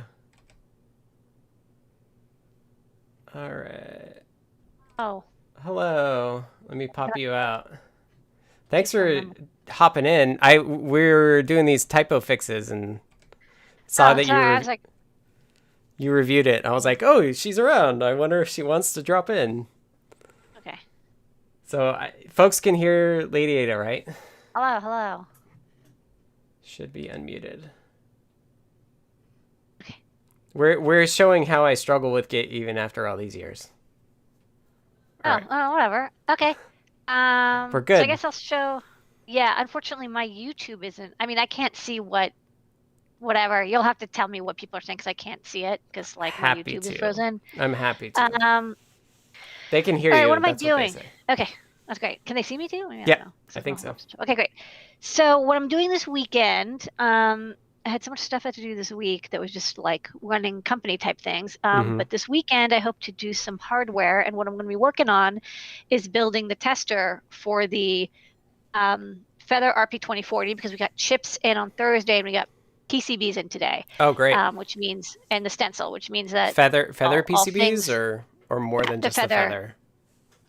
Just the Feather. I haven't sent out the other ones, but they take about a week. So hopefully over the weekend I can also get together the itsy bitsy, and the cutie pie is actually done. There's no reason I can't send it. Right. Other than I just have this like emotional thing. I have to like I have to let the PCBs go. You know, it's weird. You have to like let it leave the nest or whatever, right? Right. So I'm going to be designing the tester, and shout out because I actually didn't write this code. Tack wrote this code. He got this is really cool. Like we use often a Teensy 3.6 Right. to program our boards. Have you seen our tester boards? And the reason I use the Teensy 3.6 is one, it's fast, it's Arduino compatible, and it has USB host. Right, that's actually kind of the most important thing. Is it has a secondary USB host port, and is Arduino compatible. And I've tried using like USB host shields, and it like never quite works. I mean, like it works, but I sort of like having the USB host native also because like, you know, it powers it up. You know, it can power through the USB, which is a good way to test that the power pins on the USB connector are working, and it has an SD card slot, so it's like a lovely little board. And you know, we design custom PCBs, and you know, we have photos and videos of them, and we just swap them out. And we have a character LCD that gives us feedback because we have people who test, and we actually used to use Raspberry Pis for all of our testers. Not all, but many of our testers. Why? Because it's Linux. You know, you can run AVRDude from it. You can run Arduino, you know, from it. Whatever you can run BOSA, whatever programming DFU detail in Linux. And it actually works pretty well, but it's never quite as fast as like BitBang programming. And second, you also just have this complexity of Linux, right? And like, for example, like this last weekend, you know, we had a tester that had been working for years, right? And suddenly it stopped working. And you can probably guess what it is. /root got overflowed because the, you know, dmessage log just eventually filled up the entire disk drive, right? It was like 4 gigs, but eventually after like years and years of this being up, and like, you know, nobody noticed that it said like, hey, disk drive is like full. It eventually just like took down the system. So it's a very rare occurrence, right? But it does happen. So anyways, I'd like to have fully solid state testers, right? So the thing that's interesting about the RP2040, this will be extremely interesting for the 4 people making RP2040 boards, is that there's a couple ways I think it's going to be more than that, but yeah. Well, okay, they can watch this video. So there's, and I'll cover this on Desk at Ladyada. Hopefully by then I'll have the tester actually done. Is you can program it with SWD, but they do multi-drop SWD, and like Tack who ported. No, sorry. Dean was the person who worked for us. He now works at a synthesizer company. He ported DAP. It was Open DAP or Free DAP. I don't remember what it was. It was some SWD bitbang Arduino script or C script, and we made that into an Arduino library, which means that we can directly program boards that use SWD. The chips that use SWD, ARM Cortex M0s, M4s, etc. And this is awesome because I can program an entire SAMD21 in like 1.3 seconds, which is like faster than it takes JLink to even like start executing, right? By the time like JLink is like, hi, there's this USB device, I've already burned the entire chip. It's like incredibly fast. And we, you know, it's bitbang, and I've run it from, you know, Metros and from Teensy and whatever. It's actually a great library. I really recommend people check it out. And of course, we have an AVR programmer library as well. AVR is a lot simpler. It's like there's only 8 commands. With SWD, it's a very weird protocol. Anyways, so the upshot is that this is the Adafruit_DAP repo, right? Yes. Yeah. Which I is like my #1 favorite library, but I don't think people understand how cool it is that you can SWD program from within Arduino, and like from an SD card. It's like really awesome. For people like me who spend a lot of my time making testers. Okay, so back up. So we got the RP2040, and it's got this SWD multi-drop thing. And so I was like, well, like we should support DAP on it. And Tack kind of looked at it and was just like, oh my god, like it's like not like they didn't really publish everything, and like it's not super clear. And he sort of was like, I don't really want to do this. And I said, okay, well, we don't have to do it that way. The other way you can program is over mass storage, right? It's a UF2 bootloader, And the question is which is faster, and the answer is, well, they're probably actually about the same speed. Like normally, I'll say this: if I have like a SAMD51 or 21, and I am programming it with the UF2 bootloader, and then after that CircuitPython, it is way faster to burn everything over SWD than to burn UF2 and then drag and drop, because like UF2 just adds a little bit more time into the mix. However, because the flash memory on the RP2040 is external, the time factor is dominated by how long it takes to erase blocks. So it doesn't really matter like whether you're doing like SWD, which you can be like blindingly fast, because you can't just do a chip erase over UF2 anyways. You might as well just like, you just do it block by block. And in the end, it's 100K per second, no matter how you do it. Right. Snapshot. Although I want to prove that, I'm going to actually do some tests with a Raspberry Pi. Well, the other thing to think about is we don't have to program the entire flash then either, right? So we don't have to do that under SWD either. You do it in blocks. Right. You do it in flash blocks. Right. So either way, I mean, like, would SWD be a little faster? Like, it might be a tiny bit faster because you don't have a USB layer, but I'm not super convinced. I was going to grab, the only thing is like when you compare with Raspberry Pi, there's so many other OS layer things that are adding time. Mm-hmm. It is important to me to make sure that the test is as fast as possible. So Tak worked over the week, and he wrote an Arduino sketch that uses the mass storage host on a Teensy 3.6 to connect to, like, in this case, like a Pico is what I was testing with. And this is connected on the other side here, like so. This is like Teensy 3.6. I'm just testing it out. Yep. The SD card has the UF2 file on it. Right. And Tak also found like a small bug in the boot ROM of the RP2040, so it's kind of cool. Well, I mean, just like, I don't think anyone else thought of doing this. And also, I think he also found like a bug or two in the Teensy MSD, implementation. I mean, all things being considered, Tak is probably the #1 expert of implementing mass storage host and peripheral right now on the internet. For those of you who don't know, Tak does Tiny USB, which is the core USB stack for CircuitPython and lots and lots of other projects, including the Pico SDK. Yeah, so that's why I thought like this would be a perfect assignment for him to work on this week. Right. And he got it working, and it does work. I don't know if I have. I don't know. I can't share my screen, but I could. I don't know. How could I share my screen? I can give you a screenshot. You could. I mean, if you share, I think people will be able to see it because it's just over Discord. But we can always leave. Yeah, weird. We can leave it as a tease for your Deska Ladyada on Sunday if you want to. Too. It's not. Oh wait, screen. Hold on. Oh no, it does work. Okay. Todd says the T in Tiny USB stands for Tak. Can you see that? Yeah, we can see that. I think people can. They can't. We can't see. Well, wait. I can scooch it over and we can see you. Yeah. Can you see it says Teensy, that the window? Yep. See, I can't see the YouTube. Anyways. Yeah, it looks good. So this tester, it's offline right now because of course I just unplugged Teensy. But it mounts it gets the RP2040 to the bootloader by toggling the boot select pin and resetting it.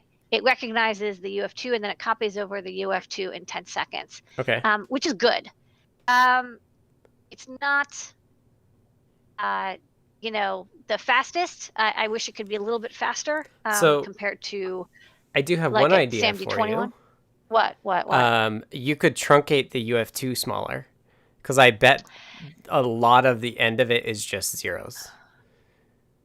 Well, there's one thing about UF2 that is a little annoying, and that, of course, it is twice as big as the binary, right? So it already is going to be it's just transferring it as a file is going to take twice as long because it takes 256 bytes and packs it into 512 bytes because it has to have that header. Right. But I think our build is like 512K, right? Isn't it our binary build? Well, that's what we set the maximum at. But I don't. No, we set the max at 1 megabyte. Oh, right. Yeah, no, this UF2 I think is actually the right size. It's 1 megabyte, but that's twice as big as the 512, which I think is the correct size. It's like it's basically.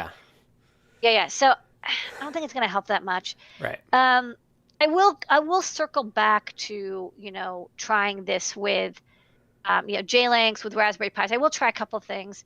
It's always a trade-off of having a solid state tester versus having a very fast tester. I mean, like the QT Py tester for our solid state QSPI tester, which is a SAMD21, takes like 2 seconds to test one board, which is just like so awesome. Basically, you put the board down, it automatically detects you put it down, programs it, and then it just like blinks a green light and says you're done. Right. And it takes longer to plug in the USB, but 10 seconds is still quite good. And again, I like that there's no Raspberry Pi involved. So that's that. That's what I'm kind of going to be working on this weekend. That's awesome. Try to get the tester done so that on Monday we can run the boards. I'm a very last minute type person, but it works out. I think that's a perfectly good way to schedule your time. Yeah. Why run ahead when I'm waiting on something anyways? But what's funny is I didn't order the PCBs until the chips shipped either. Oh yeah. I was like, I got the shipping notice, and I was like, oh, Scott, take a last look because I'm about to store the PCBs. You're like, what? Well, that's why I do OshPark DigiKey orders the same way. Like I don't do the DigiKey order for the parts until I know the OshPark's like back from fab and like in the mail to me. Exactly, because it's like you might as well just like pack everything together. So, anyways, that's all I got to talk about. Well, that's kind of it's a cortex party here on my desk. Woo-hoo. Oh yeah, I mean, folks are excited. I went through a lot of the PRs that we did this week. Like we did just a ton of RP2040 work plus the USB CDC that Dan did. It's shaping up to be a real good next the dual beta. CDC is awesome. Yeah. The CDC is super awesome. One of the things I actually have to do is I have to write the test script for the Feather, and I don't believe Arduino has even a partial port of the RP2040, so I might have to do the test program in C. If we had, I was thinking about doing the test actually in CircuitPython using the dual CDC, and I would use the data-only CDC to actually transfer back the test procedure data. However, I asked Tack, and he said, oh, we can't write files to the CircuitPython file system yet because of some like little bug. And he said next week he'll look at it, but then we could theoretically connect to the mass storage CircuitPython and actually like drag and drop files onto it through the Teensy mass storage. I think that's very weird. Yeah. I think that's what Unexpected Maker does actually, because I think that on his devices he actually has like test log output on the device when people get it. Yeah, but I can't like get the test program on. Right. And I don't want to make a custom weird UF2 that has the file system. I want it to be the clean, whatever the release is. I've learned my lesson from that before. So I'll probably have the tester program run in C, and then it outputs the test success fail on the UART, and then as soon as I get the test success fail, and then I burn on CircuitPython. I mean, here's the thing. If I wasn't burning on CircuitPython, if I was just burned on some NeoPixel swirl, I would save quite a bit of time. But I don't think Scott would like that. I think Scott wants CircuitPython to ship on the RP2040. I want it to ship on everything. You know this. Yeah. So Mark Tomlin says, so you're saying the Feather RP2040 should be in stock next week? If the gods smile on us. Should is the appropriate word, I think. Like I don't like use the word should or will. I say hopefully. Hopefully. There's always, like I have gotten PCBs, and actually the PCBs were mismanufactured. So I have to actually go in tonight and verify that the PCBs we got are correct. I mean, like it's very rare, but it has happened. Right. Yeah. Well, the other thing folks were joking about is that we would launch it on Thursday during my stream next week. So if it does have a few hiccups next week, maybe that'll happen. I put things in as quickly as possible. I do try to have things done by Wednesday for the show. Keep your eyes peeled. Keep signed up.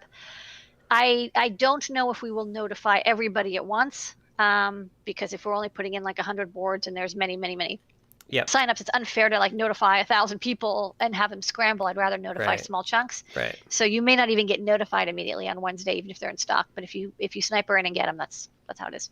Yeah.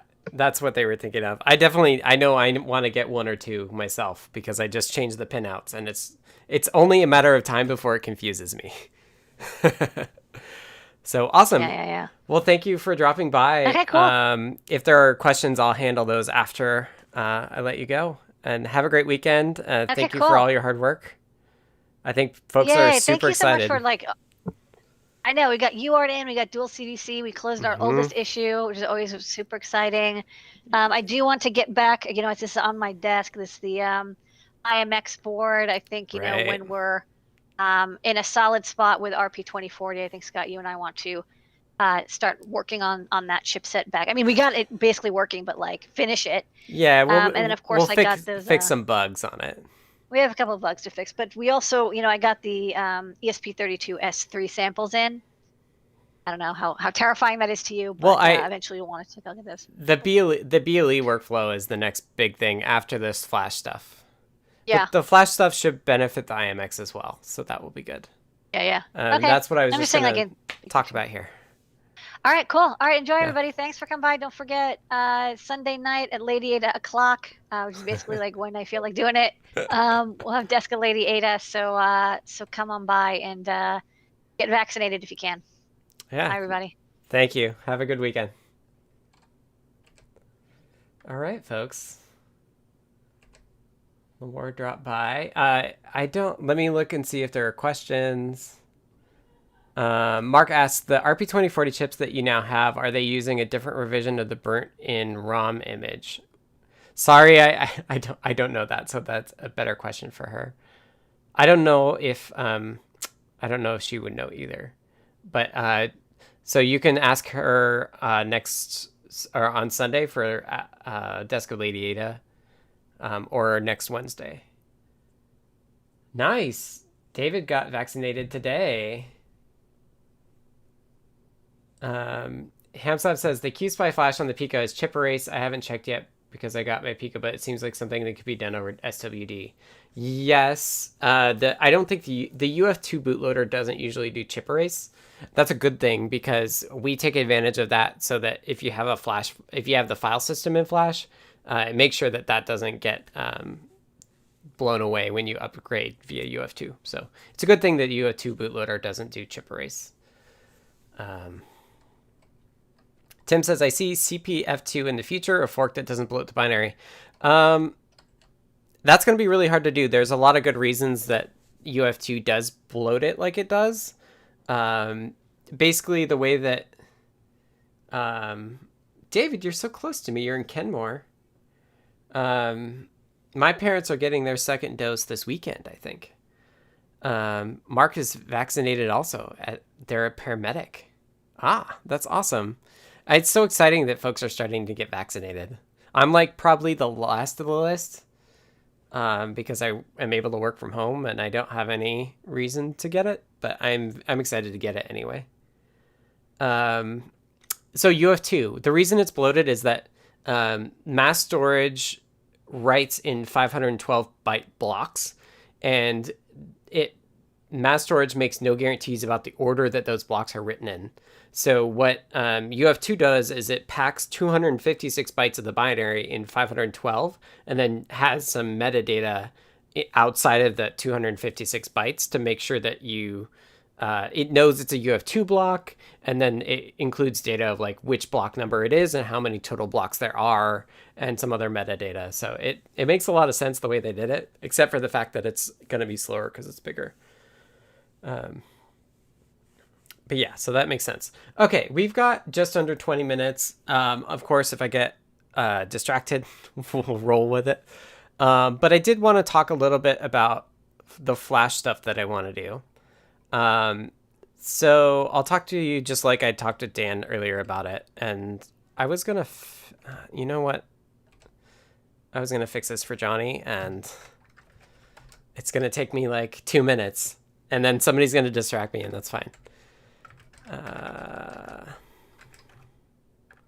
So this, if you ever do a pull request to CircuitPython, make sure that you check the box that says allow maintainers to edit it. We'll see if Johnny has that. Check out, and what's the branch name here? Patch 1. So...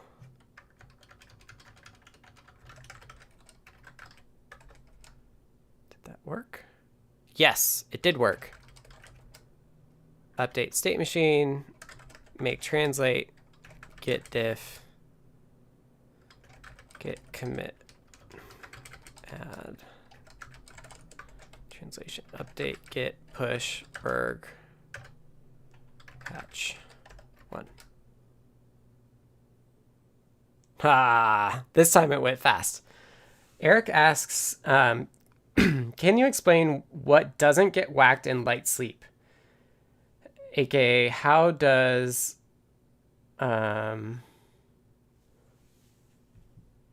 generation, do you really want to show your email on a stream? I'm gonna, generation, if you want to contact Mark, I recommend doing it through Discord. Let's not, it got held up by YouTube, so I'm gonna hide it just because it's, otherwise your email would go in the recording. Do IO pins retain state? PWMs keep running. So the idea with light sleep is that it will sleep as deep as it can while maintaining anything that's going on. So audio playback should continue. IO pins should retain state. PWMs should keep running. Light sleep is just meant as a, it's basically time.sleep, except you're waking up based on an event rather than you're waking up on an event rather than time. So that's the only reason we have light sleep. You can think of light sleep similar as time.sleep. And then, yeah, so deep sleep is the opposite. Deep sleep is we shut everything down and sleep as deep as we possibly can with just the machinery we need to wake up in the way that you want to wake up. But like your code starts over and all of that.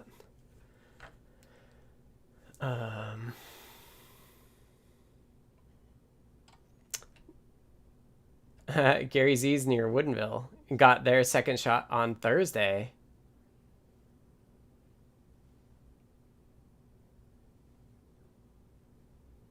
Nice. That's great news that folks are getting it. It's just a matter of time.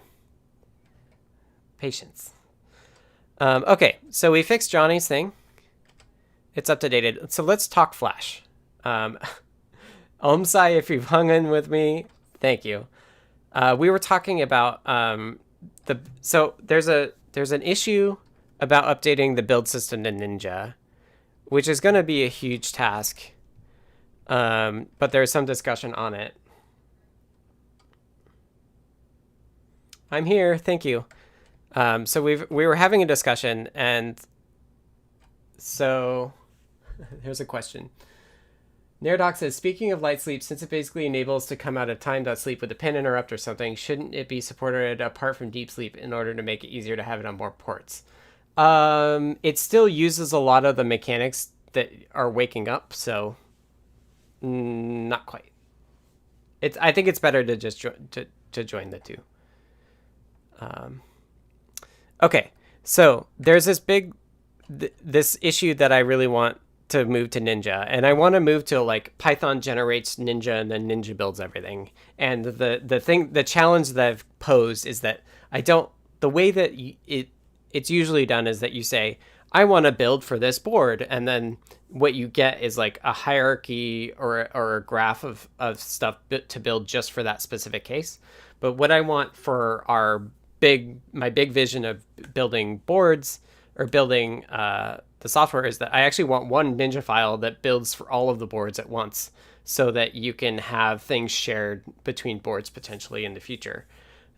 Because there's a lot, like, think of how many times we compile a file for Cortex M0, and that's the only thing it cares about, and like how many Cortex M0s that we compile for that it would be nice to share that file for. So that's kind of like where I'm going. That's the like multi-year, like hopefully we'll get there at some point.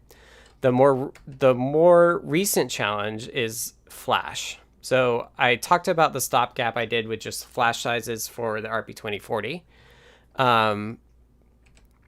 But there's actually more to it. There is the way that Flash gets initialized on the RP2040 is that it loads 256 bytes of instructions that set the configuration variable. So the boot ROM loads from Flash using a very universal format of like clock slowly and use this very slow way of reading from Flash, load it into RAM, and then execute this code if it checksums right. So this BS2 default padded checksum is actually the like literally the bytes that get loaded off. And in CircuitPython right now, we just use this default one, which configures it, I believe, to be only single bit width. So even though everything's hooked up as QSPI, I don't believe we're actually loading it using QSPI. The way we would fix it is with this. But there's complexity here that I just didn't want to do immediately. The other thing to think about is the IMX does a very similar thing, but they have, instead of loading instructions off the flash, what they do is they load like C structs that have configuration settings. So if you look in the IMX, there's this flash config.c, and in flash config.c, it has like this table that goes in a particular spot, flash size that goes in a particular spot, and then these settings about other sizes and speeds, device modes, and then there's actually like a lookup table for like commands to run to the flash that tells you how to use it. So that is the way, like, IMXRTs also execute off flash, and this is the other way that they get stuff going. So there's those two things. There's also, the OG way that we managed, the original way we managed flash is in supervisor shared external flash. We have this devices file.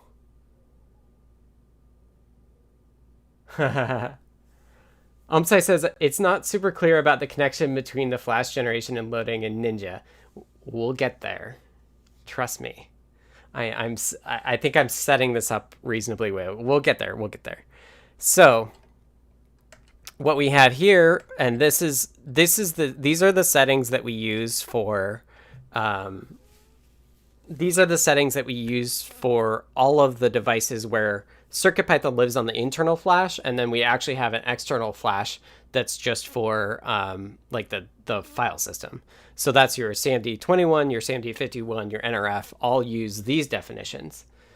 And you can see that they have similar sorts of things. They have manufacturer ID, they have capacity, they have whether it has sector protection or QSPI rights and things like that. And that it has the like link to the data sheet and blah, blah, blah. So the segue is that I want to unify the way that we store all of this information about flash chips. What I've been thinking about is a system where there's a format called TOML. It's kind of like YAML, except it's better specified. And it's increasingly popular. So what I'm thinking of this as is that it's a human readable, machine readable format for storing data about flash information. And the reason that this dovetails into the larger build system work that I want to do is that I actually want to do the same approach. I envision a similar approach for board configuration. So a board says, I have this particular chip on it, right? Like I have this microcontroller on me, and then we have a separate tree that says, oh, if I'm this microcontroller, I have this in here and this in here and this in here. All the way down to like, I have a Cortex M0, and then like it would know that like if I'm a Cortex M0, then I have these particular compiler settings and some stuff like that. Umsai says, yeah, Python also has TOML for PyProject TOML files, so it's well supported. Yep. Alro says it's like the board config used in Platform IO. That's true too. So one thing that I really want to do is I want to be pretty, like this stuff exists, but it's never been done, from what I can find, in a way that's centralized in an agnostic, like end result agnostic format. So what I've been thinking is that Mark says, this sounds like Rust. I would love to do a Rust version of the RP2040. And it looks like you might be going that direction as well. I think there's definitely RP2040 version or support for Rust already. The embedded Rust folks are like on top of it. And they use the SVD file to generate all of the bindings usually. So what I'm thinking is that I will unify all of these flash config settings into what I'm thinking of as cascade toml. So if I had to, where's it? I just need a text editor. So what I'm thinking is that it will be a repository, and at the top of the repository will be a flash.template.toml. And so what that will be is a, like, here's the structure of an object to model it after. NWK says, if you use CMake, you can get Ninja support for free and still support Make. I've looked at CMake and I don't get it. I ran across this thing at one point that said, like, treat CMake files like programming files. And I was like, if I'm going to do that, why am I using a new language? Like, why don't I just use Python? CTT, cascading toml. Yeah, basically. Right. TinyGo uses SVD as well. Yeah, so this is kind of like what I'm picturing. So flash.template.toml will be a fake version of the final, like, structure or shape of the like flash object that you get out of it. And then what you'll do is you'll have like so these are like, one thing I want to do is, like, I like to organize things in directories, and I was thinking about this in terms of like people who click around source code by following like links between functions versus me, who I'm like old school and I'm like clicking through directory structure. Like, I wonder how that changes your view of like how things should be organized. But what I'm thinking is, I think it's I actually want to include, I need to look at the MRAM stuff. So we have support for MRAM, which is Mototimo says, CMake unfortunately does not stop developers from still writing terrible build systems that are brittle and won't cross compile. So this is a direction I've actually gone, is like, I really want to minimize, like, thinking towards the build system. Like, I want to minimize the actual amount of logic. And I would rather go towards a system where it's like toml all day long every day. And it's like, it's all you're doing is configuring stuff. And then there's a very small Python core that does that, like, translation. Like, my background with maps is like, I was when I was at Google, I was on the maps styling team, and like one of the things I worked a lot on was how do you configure what the map looks like. Given a road this, like, how does it look in all these different zoom levels and stuff. So I spent a lot of time thinking about, like, what is a good way to configure stuff. And so I think that this is kind of what I'm thinking. So memory type. So that would be the top level folder, and that's flash or MRAM. And then I would do manufacturer and flash family. And then you would have like flash SKU.toml. So within every level of this, you would have a toml file as well. So you could say, if you had like giga device, you could have a giga device .toml file here that would set some fields of this like flash template toml thing. And those fields would apply to everything, like, as everything downstream of it. So all the flash families for Giga device would have these fields. And in fact, it would be an error if something more specific defines something at the top level. So you wouldn't be able to override anything. There would be no overriding. It's just at some point you want to share. So it's a way to share, but it's not a way to override. So what I'm thinking is that I'll convert that like devices.h that I showed into a repository like this with a structure like that. And then what we would need is, I want to make just a basic like cascade, I think just cascade toml thing. And then you would be able to say like flash skew equals, and maybe to be proper, you would do -- flash skew equals GD 2516 JV or whatever, like something like that, right? So that would then find the flash skew toml, but what it would do is it would kind of start from the highest level toml and like squish them together and then spit you out the squished out version. And then what you could do is then you'd be able to pipe that into like a Python like devices.h.py or whatever. So some like custom code that translates this like toml structure into the like final output. So in CircuitPython land, we would have 3 different outputs. We would have the devices.h, we would have the RP2040 little chunk of assembly, and then we would also have like the IMX version of that as well.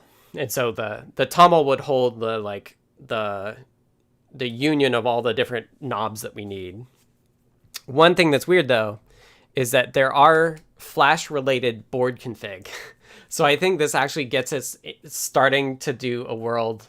So UMSI is suggesting renaming gigadevice.toml to defaults.toml. And the reason that I would have these two be the same name is in case if you do default, you might have multiple default files at different levels. And if you have them open in your editor, it'll be harder to tell them apart. So I think what I've settled on is that it would actually be there. And then I actually do want like this pattern to be also in like a cascade.toml. So at the top level, you would also have a cascade.toml. So it would tell you like in the file system, these are the things, these are our fields. And the reason, again, this ties into the way that I want to do, build system stuff is that if you look at the existing structure of CircuitPython, there are a number of places, like, for example, shared bindings / bus IO. And that bus IO is what I would think of as a flag. So here it's like all the folders at this directory are values for the key manufacturer, but you need to also be able to say like at this level it's a flag, and each of them is a key in and of itself that has true or false as a value. Modotimo says they're auto-detected as equivalent of a virtual default. And if the only file is named the same as the parent, it is auto-loaded.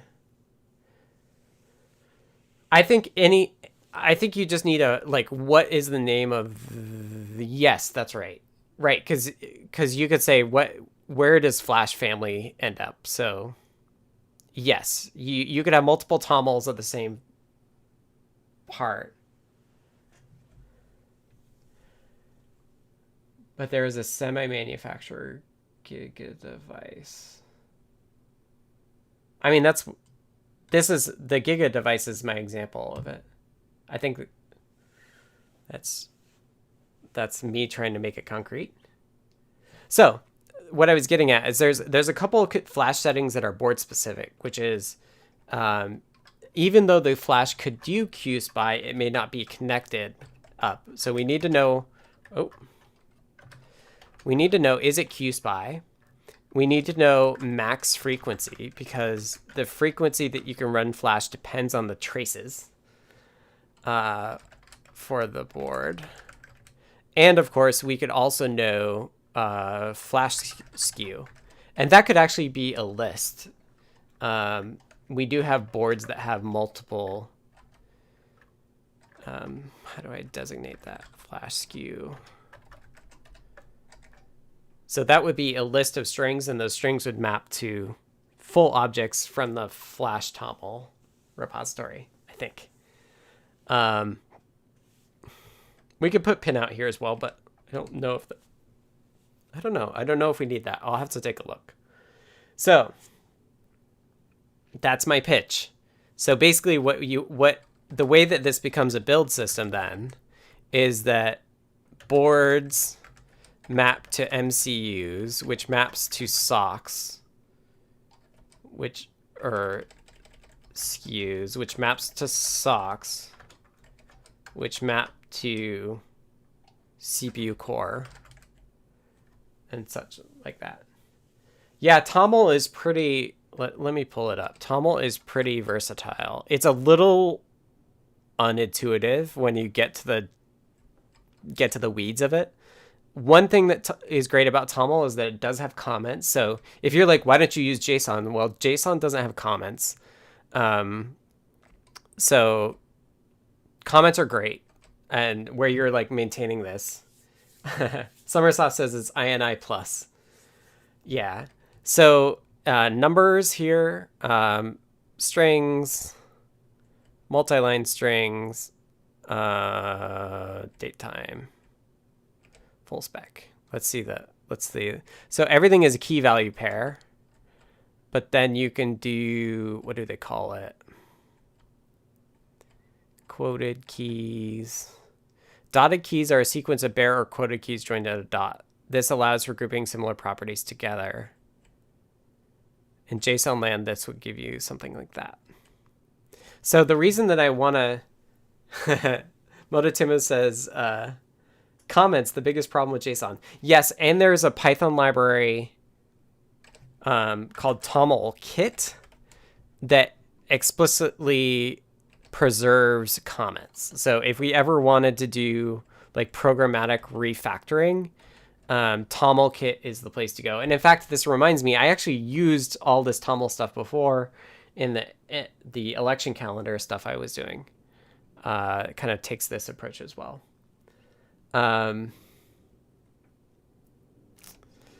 So yeah, the reason that I want to do the template is that I looked for like toml validators, but I do want to be like pretty strict about what the shape of the toml is. I don't want you need to be able to verify that like the keys that people like PR in are like valid, that they're expected. So that's why I would have a top level template toml, which is basically like, here's a fake version and like compare this fake version to all of the stuff that's getting committed. And like that makes hopefully like catches a lot of the errors. It's not going to be perfect. And there's like a pretty complicated toml validation spec as well. But I thought this template, it was like, we can put comments in the template that says this field does this, and this is exactly the way it works. So yeah, hopefully I tied it to the build stuff enough, but like at some point I want us to just have this like huge database of like, here's a board, here's a SOC, here's all the peripherals and what addresses they are. Johnny says, so there isn't like a toml schema. People have thought about this, but the one I saw was like very detailed. So I think I would go a little bit like, ha ha ha. Phil says, does toml have conditional includes? That would make cascading a lot easier. No, and I don't want it to. I want to very firmly stay on the data side of things. I don't want to have to do conditional stuff. The moment you do conditional stuff, you get this like combinatorics, and it makes it really hard to analyze. Like I looked at CSS for map styling, and the language we had in the past was also like kind of cascaded like that. And like if you have conditionals, you just get like an explosion of possibilities that you'll never actually reach. So I think the right balance here is like, oh, you want to factor something out? Well, you must factor it out of everything and just move it up a level. There's no like overriding or anything. It's just like, it's going to exist in one place. and that's it. But we have this, the only thing the cascading does is it squishes it together so that like something that applies broadly is only defined once. Snoot Girl says, I think that if Jason had comments and allowed trailing commas, we'd live in a better world. Tim says, I'm a fan of YAML, but you make a compelling argument for TOML. Yeah, it's funny if you look at the Wikipedia for TOML, there's also strict YAML, which might be reasonable as well, but it just is not getting the adoption that TOML is. Which is kind of interesting, but strict YAML, from my understanding, means that you have to be very, like, they explicitly want you to define the structure and types of a document external to the document itself. So yeah, I think this TOML hierarchy for boards and microcontrollers is this like, this prerequisite for doing the Ninja stuff. So, but then there's also like, and then you would do something similar for like, here's the structure of CircuitPython. Here's places where it's the manufacturer. So you would say like port/manufacturer, and then if you give it a board, it finds the board, and then it says like, oh, the manufacturer of that board is this, and then like you do includes in a similar way. You do like whether you include files or not based on path. So the conditionalness of it all comes from file paths, basically. There's no if statements. Tim says, I kind of enjoyed using OpenAPI for a couple projects, but schemas are also a way to make more rope for the noose. Quarky points out TOML has wide adoption both in Python and Rust communities. Johnny says, I just invented JOML. It's just JSON with comment support. Yeah, Snoot Girl points out, have you ever seen the Norway problem with YAML? That's funny. Yeah, the Norway problem is if you have a value NO, do you mean Boolean, or do you mean a string, or do you mean a country code? That sort of thing. Yeah, so I think TOML is, like, when I've been looking at it, I think TOML is the right balance for what I'm looking at. And one thing that's really nice is the ability to round trip it as well. Like, that should not be underrated as well. You should be able to ingest it in, rename a key, for example, and spit it all back out, and all programmatically. Like, that's the fact that it's both machine readable and human readable is really important, and that one doesn't stomp on the other is really important. So if you want to help me out defining boards or defining Flash, I haven't decided where I want to put the repo yet, since I'll probably do all of this Flash work on Adafruit time. I'll probably put it under the Adafruit repo, but the other place I was thinking about is that I actually have the build bare metal Ninja stuff. So I was thinking it might actually be more like this project. That's what I was thinking. Okay, folks, we're over time. I got to get out of here. It's been a pleasure. If you have more questions for me or ideas, catch me on Discord next week. I try not to be on the Discord too much during the weekend. So yeah, rotaryio's up for me, and then this Flash stuff, I think. So thanks again to Ladyada for joining me. If you want to chat with me and a bunch of others, join the Adafruit Discord server by going to adafru.it/discord. These deep dives are usually Fridays. I don't know why.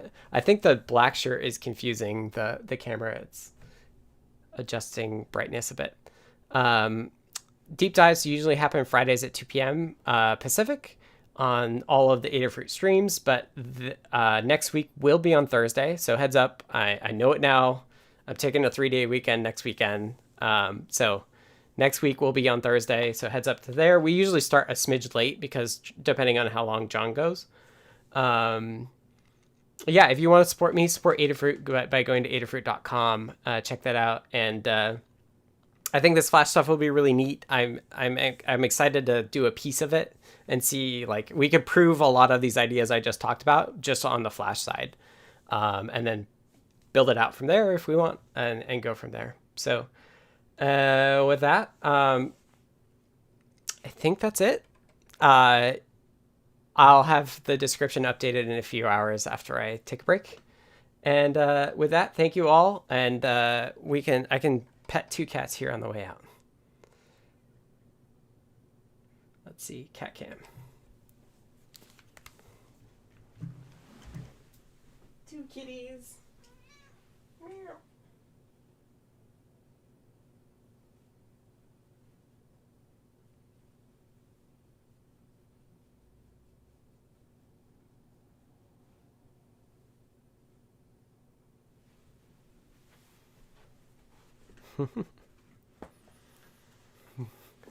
Multi-cat.